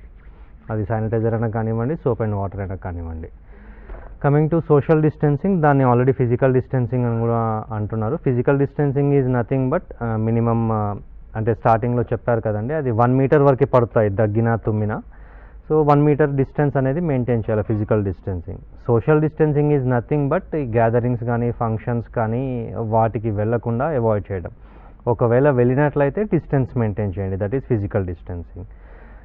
So these 3 components are must in infection prevention and control measures. ఇది జనరల్ పబ్లిక్ కావచ్చు, హెల్త్ కేర్ వర్కర్స్ కావచ్చు, ఇద్దరూ పాటించవచ్చు. దాంతో పాటుగా ఫర్ హెల్త్ కేర్ వర్కర్స్ మీరు శాంపుల్స్ తీసుకునేటప్పుడైనా కానివ్వండి, పేషెంట్స్ దగ్గరికి వెళ్ళేటప్పుడైనా కానివ్వండి, పీపీఈ కిట్ అనేది వేసుకుంటారు. నాకు తెలిసి జనరల్ పబ్లిక్ కూడా చాలామంది కొనిపెట్టుకొని ఉంటారు. అయితే దీంట్లో వేసుకునే సీక్వెన్స్, విప్పే సీక్వెన్స్ అని ఉంటుంది. వేసుకునే సీక్వెన్స్ని మనం డానింగ్ అంటాము, విప్పే సీక్వెన్స్ని డాఫింగ్ అంటాము. For all health care facilities there should be separate room for donning and doffing which also includes soap and water or wash basin facility. So first shoe cover వేసుకుంటాము, తర్వాత gown, తర్వాత eye shield, తర్వాత cap, mask and లాస్ట్లో gloves. ఈ సీక్వెన్స్లో ఏది మర్చిపోకపోయినా లాస్ట్లో మాత్రం గ్లవ్స్ వేసుకోండి. విప్పేటప్పుడు మాత్రం లాస్ట్లో మాస్క్ తీయండి. అండ్ తీసింది ఎక్కడ పడేయాలి అనేది these are the 4 colored bins with bags which should be available in all the healthcare facilities: yellow, red, white and blue. So white or transparent, దాంట్లో షార్ప్స్ వేస్తాము. yellowలో all human anatomical waste, soiled waste, expired or discarded drugs, chemical waste ఇవన్నీ వేస్తాము. రెడ్లో contaminated waste. And also please remember, రెడ్లో వేసేవి అన్నీ రీసైకిల్కి వెళ్తుంటాయి. సో ఇందులో గ్లవ్స్ మాత్రం అస్సలు వేయకండి. N95 mask, triple layer mask, head cover, shoe cover, gowns ఇవన్నీ ఎల్లో కవర్లోకి వెళ్తాయి. And these are all the things which go into red. So this is about infection prevention control measures. Thank you. I request Sudhira madam to join. Hello hello చెప్పండి. Sir, యాక్చువల్గా 2 doubts ఉన్నాయి sir. చెప్పండి, అడగండి. ఒకటేమో మనకు isolation kit లో HCQ tablets 30 ఇస్తున్నారు మనకు. అది ఆల్రెడీ ఒకరు అడిగారండి. We are going to answer that question. నేనే అడిగాను సార్. మీరేనా? అవును సార్, ఓకే నేనే అడిగాను. Okay okay. దాని తర్వాత మనము ఒక డెలివరీ కేసు ఉంది. డెలివరీ కేసు పాజిటివ్ వచ్చింది ఎట్ ద టైమ్ ఆఫ్, అంటే మనం ఆపరేషన్ థియేటర్ లోకి తీసుకొని టెస్ట్ చేస్తాం మనం ఇప్పుడు ప్రతి కేసుని. ఓకే. సో ఆ కేసు ఇన్ కేసు పాజిటివ్ వచ్చినప్పుడు మనం దాన్ని సెంటర్ గాని మనం రిఫర్ చేస్తున్నాం. మనము ఓకే. మనము కంపల్సరీ బర్త్ కంపానియన్ గా ఆశాని మనం ప్రతి దగ్గరికి పంపిస్తున్నాం ఇప్పటి వరకు అయితే. ఓకే. ఇప్పుడు ఇదే పాజిటివ్ కేసుకి మనము బర్త్ కంపానియన్ గా ఆశాని పంపించాలన్నా వద్దా? రైట్. ఓకే. ఇప్పుడు మన హెల్త్ స్టాఫ్ కానీ ఇంకా ఎవరన్నా వ్యూవర్స్కి ఏమన్నా క్వెరీస్ కానీ ఏమన్నా డౌట్స్ కానీ ఇంకేమైనా ఇష్యూస్ ఉంటే కూడా we are open for any questions అండి, from health staff, DMHOs, deputy DMHOs, or whoever is watching, any viewers also. మనకి ఒక పాజిటివ్ కేసు వచ్చినప్పుడు చేయాల్సిన ఆ 5-6 పాయింట్స్ ఏవైతే ఉన్నాయో నేను మళ్ళీ అందరి కోసం ఒకసారి రీట్రేట్ చేద్దాం అనుకుంటున్నాను. మనము పాజిటివ్ కేసు రాగానే వెంటనే ఆ కేసుని రిస్క్ అసెస్మెంట్ చేయాలి. Mandatory risk assessment of positive case and all the family contacts very much essential అనమాట. సో రిస్క్ అసెస్మెంట్లో మనము ఓన్లీ హైపర్ టెన్షన్, డయాబెటీస్ కాకుండా దిస్ ఈజ్ ఎ రెపిటేషన్ అండి for anybody who joined late, for anybody who missed out. I think this will be useful because I am repeating what all I have spoken in the first 1 hour. So for risk assessment మనము only hyper tension, diabetes వరకు restrict చేయకూడదండి. Risk అసెస్మెంట్లో మనము వాళ్ళకి అంటే positive అయిన పర్సన్కి cancer history of ఏమన్నా malignancies, cardiac illness, ఏమన్నా pre existing respiratory illness, chronic COPDs, obstructive pulmonary disorders ఏమన్నా ఉన్నా కూడా, అది కాకుండా ఇంకేమన్నా హార్మోనల్ ప్రాబ్లమ్స్ ఉన్నా, ఇంకా ఏమన్నా న్యూరలాజికల్ ప్రాబ్లమ్స్ ఉన్నా, ఒకవేళ చిన్నపిల్లలు అయితే ఏమన్నా కంజంటల్ అనామలీస్ ఉన్నా, ఇంకా any other illness which needs to be documented and it needs some kind of reference, అది మనం డాక్యుమెంట్ చేయాలి. ఒకటి పాజిటివ్ కేస్కి. అది పాజిటివ్ కేస్కే కాకుండా వాళ్ళ క్లోజ్ కాంటాక్ట్స్ అంటే వాళ్ళ ఫ్యామిలీ కాంటాక్ట్స్కి కూడా మనకి ఏమన్నా ఇల్నెస్ ఉందా, the same things which I have mentioned, ఇవన్నీ కూడా ఎవరన్నా ఫ్యామిలీ మెంబర్స్లో ఉంటే కనుక వాళ్ళని కూడా మనం చాలా వాచ్ఫుల్గా ఉండాలి. వాళ్ళని టాప్ ప్రయారిటీ కింద మనం టెస్ట్ చేయించాలి. ఎట్ ద సేమ్ టైం అందరు ఫ్యామిలీ మెంబర్స్కి కూడా క్వారంటైన్, అడిక్వేట్ క్వారంటైన్ ఉందా లేదా, లేకుంటే కనుక క్వారంటైన్ ఫెసిలిటీకి వాళ్ళని షిఫ్ట్ చేసే ప్లాన్ చేయాలి. అంటే వాళ్ళని షిఫ్ట్ చేయాలంటే ఫస్ట్ అండ్ ఫార్మోస్ట్ మనకి జిల్లాలలో అట్లీస్ట్ డివిజన్ లెవెల్లో మనము quarantine centres, Covid care centres. Covid care centres అంటే ఐసోలేషన్కి, క్వారంటైన్ సెంటర్స్ అంటే ఫ్యామిలీ కాంటాక్ట్స్ ఎవరైతే ఎక్కువ మంది ఉన్నారు, ఇల్లులు చిన్నగా ఉన్నాయి, ఇంట్లో వాళ్ళకి ఫెసిలిటీ లేదు అన్నప్పుడు మనం చేయడానికి వీలయ్యేటట్టుగా మనం సెటప్ చేసుకోవాలండి. ఏమన్నా స్కూల్స్, ఏమన్నా ఎగ్జిస్టింగ్ గవర్నమెంట్ బిల్డింగ్స్, హాస్టల్స్ ఏమన్నా ఉంటే అవి కూడా మనం తీసుకోవడానికి మనం ప్లాన్ చేయాలి. In coordination with and under the guidance and directions of the district collector మీరు ప్లాన్ చేసుకోండి. హలో,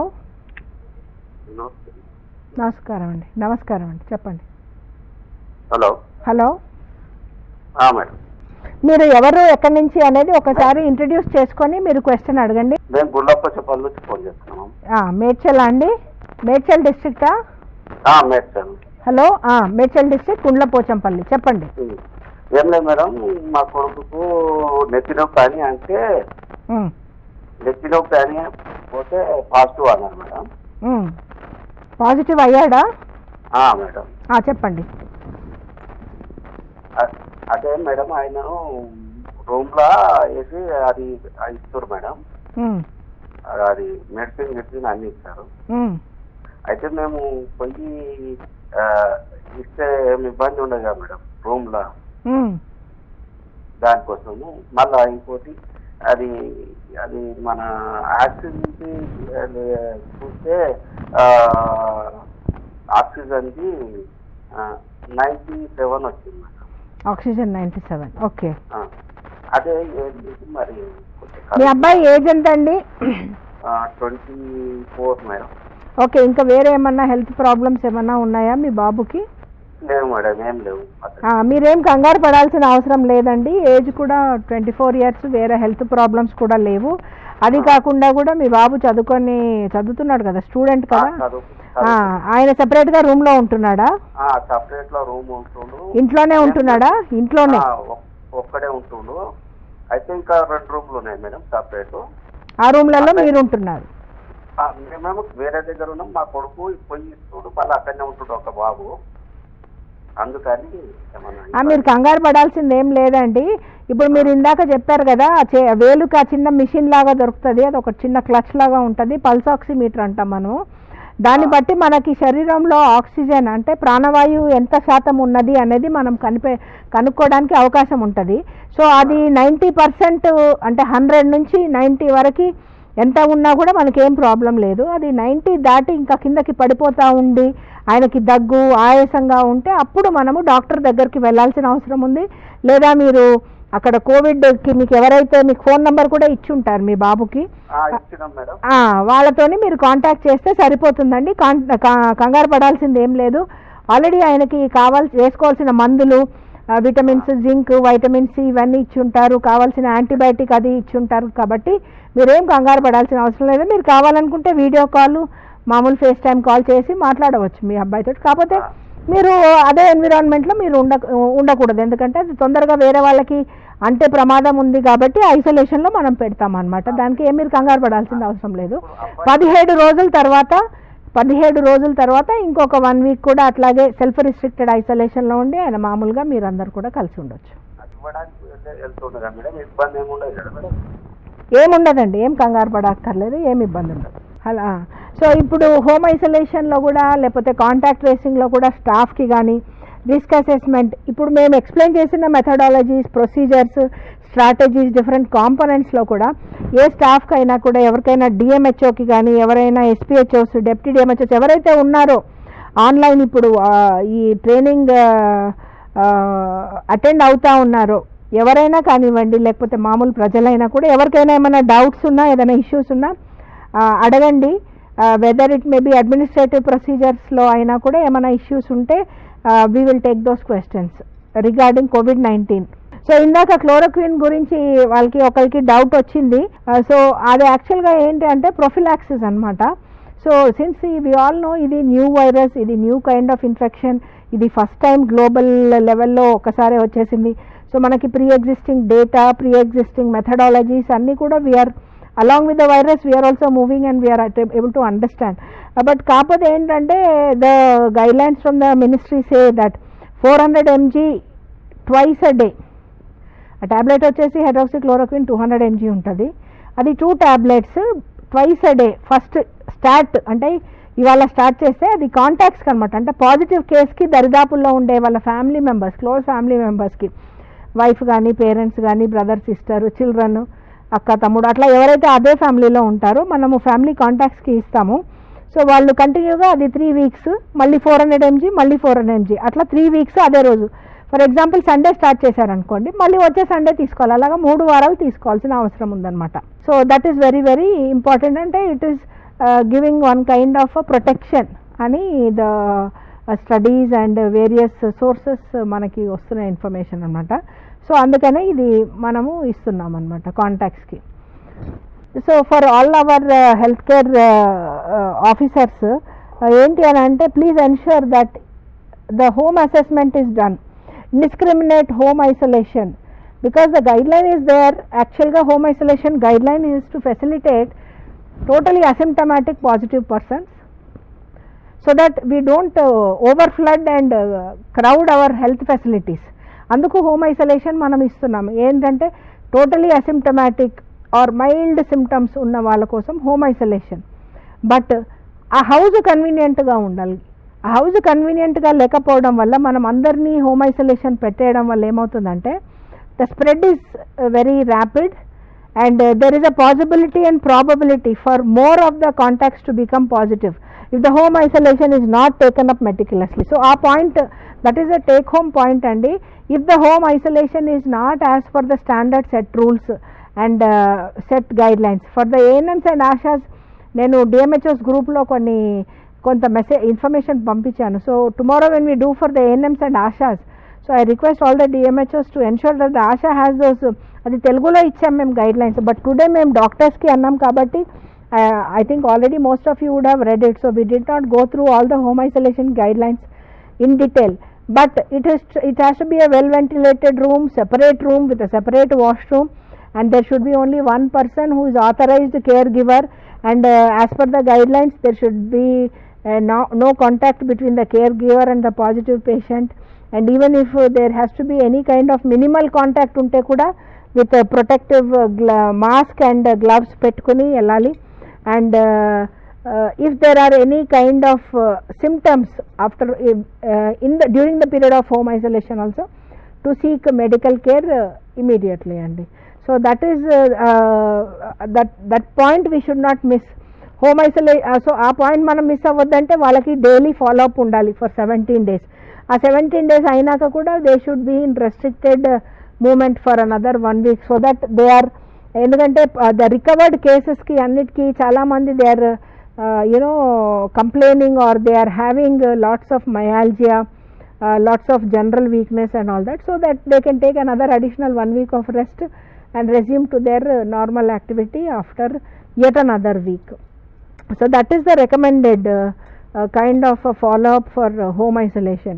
And symptoms ఎప్పుడైతే స్టార్ట్ అవుతాయో ఐడెంటిఫైడ్ ఐసోలేషన్ సెంటర్ కానీ డిసిగ్నేటెడ్ హాస్పిటల్ కానీ, లేకపోతే ఫర్ ఆల్ ప్రాక్టికల్ రీజన్స్ మనకి సివియర్ సిమ్టమ్స్ అయితే గాంధీ హాస్పిటల్ ఈజ్ దేర్. మనకి ఇప్పుడు టిమ్స్ కూడా స్టార్ట్ అయింది. అపార్ట్ ఫ్రమ్ దాట్ మనకి కోవిడ్ కేర్ సెంటర్స్ నేచర్ క్యూర్లో ఉంది, మళ్ళీ కింగ్కోటిలో ఉంది, మళ్ళీ చెస్ట్ హాస్పిటల్లో ఉంది, మళ్ళీ fever hospital. So these are all the facilities in Hyderabad.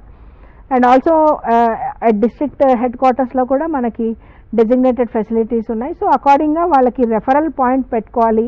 Point of reference and person of reference is very important అండి. ఎస్పెషల్లీ హోమ్ ఐసోలేషన్లో ఉన్న వాళ్ళకి the point of reference and the person of reference is very important, and that has to be very very clearly given. Or maybe you could have a small group with all the positive patients. The medical officer can have a small WhatsApp group, so that daily అందరూ కూడా వాళ్ళు post చేస్తూ ఉంటారు, నేను బాగానే ఉన్నాను, నాకు temperature అది ఏం లేదు, నాకేం సైన్స్ అండ్ సిమ్టమ్స్ ఏం లేవు అని ఎవరన్నా చెప్తుంటే మీరు అది చేయడానికి వీలవుతుంది. అండ్ వాళ్ళని ఆ గ్రూప్లో మీరు ఫాలోఅప్ చేయడానికి మంచి ప్లాట్ఫామ్ అది అనమాట. సో ఈచ్ పర్సన్ని ఎవ్రీడే ఒకసారి you can just text message మొత్తం మీద మీకు ఎంతమంది పాజిటివ్స్ ఉన్నా కూడా మొత్తం యాక్టివిటీకి ఒక 10 minutes పడుతుంది. So please ensure that you have a WhatsApp group, and you also have a group with your front line workers like ASHAs. వాళ్ళు ఏ పాజిటివ్ కేస్ని హోమ్ విజిట్ చేశారు చేయలేదు అనేది ఆ గ్రూప్లో వాళ్ళు పెడతారు. ఎవరికైనా బాగాలేదు అది అని అంటే కూడా అది వాళ్ళకి పెట్టడానికి వీలవుతుంది. So this kind of information మీరు ట్యాప్ చేయడానికి ట్రై చేయాలి, especially the medical officers. And A issue ఉన్నా కూడా kindly intimate your district authority, that is DMHO, and your of course district collector, and keep a list of all the people who are newly entering the village or newly entering your mandal. అది బయట రాష్ట్రం నుంచి కావచ్చు లేకపోతే ఇంకెక్కడి నుంచి అయినా కావచ్చు. So ఆ లిస్ట్లో నుంచి కూడా ఏమన్నా సస్పెక్టెడ్ ఉంటే early diagnosis and early confirmation చేసి మనము we can break through, we can at least check the speed, we can also break the transmission chain to a great extent if we do early diagnosis. And all these methodological ga manam ee point 1 to 3 manam cheskuntu velte at least we can reduce the morbidity and mortality associated with COVID-19. So over and above this, if anybody has any issues, any questions, let us know. And tomorrow we have slated the training for ANMs and ASHAs, and the attendance here shows very less and to all the district DMHOs and the other officers. I request you to ensure 100% attendance of the ANMs and ASHAs, and whatever may be the reason, if you are not able to log in also, you can call on the helpline numbers and they will help you to access the TSAT training. And అది Android phone నుంచి కూడా మీరు access చేయొచ్చు, tab నుంచి access చేయొచ్చు, laptop నుంచి కూడా మీరు యాక్సెస్ చేయడానికి వీలుంటుంది. స్కూల్స్లో ఇప్పుడు స్కూల్స్ క్లోజ్డ్ కాబట్టి మీరు స్కూల్స్ నుంచి యాక్సెస్ చేయట్లేదని చాలామంది డిఎంహెచ్ఓస్ నిన్నటి నుంచి కాల్ చేస్తున్నారు. But however you have the facility to access this from the phone also, and now it is not at all feasible to have physical training. So the Commissioner and the director have felt the need to have this kind of a training for all our healthcare functionaries because of the changing guidelines or the new guidelines coming up each day, and also so many everybody is working very hard on field. Whatever we have observed, it is not any kind of a fault finding mechanism, or it is not any kind of exercise to find the gaps, but it is only to support the districts that the kind of assessment is going on, so that we understand each district is different from one another. Urban areas, rural areas and tribal areas, that differ from one another in terms of geography and also accessibility, also healthcare facilities, the distance between the facilities, and the attitudes and practices of the populations also. So accordingly we are trying to understand the issues and gaps at the individual districts, individual mandals, so that we can be of some kind of support and also to give some kind of guidance and some kind of coordinated work with the state, district and the mandal level, so that we all together we can actually try to reduce the morbidity. These are the main objectives: reduce the morbidity, mortality associated with COVID-19, to check the transmission and to reduce the speed of transmission, and wherever possible break the chain of transmission. So with these few words, I would like to thank all the participants, all our health officers, and thank you very much. We look forward to the participants tomorrow, who will be the ANMs, and we have different ANMs under different categories. We have the regular ANMs, contract ANMs, European ANMs, NUHM, all the ANMs and all the paramedical, including the LT, staff nurse, everybody. Since the access is through their phone, and I am sure everybody has an Android phone, we request the DMHOs to ensure 100% attendance and 100% participation. And today the attendance was not very satisfactory. We have recorded the attendance, and the required DMHOs, please ensure that at least tomorrow you all are present, and the other staff also are present tomorrow, and day after tomorrow exclusively earmark for the ASHAs, because we have a whole lot of ASHAs, around 30,000. Kindly ensure their participation and give the responsibility to the individual medical officer, so that they organize some kind of a tab or laptop or something at the district, at the mandal headquarter, at the PHC level or subcenter level, for the convenience of the ASHA, so that they can watch this program live and understand their job, what are their do's, their don'ts, because what ASHA has to do is different, what an ANM has to do varies, and what a medical officer has to do is different. So everyone, each one of us has a different job role. So that is why we have earmarked each day for one functionary, and I request 100% participation from all the functionaries and from all the participants. Thank you.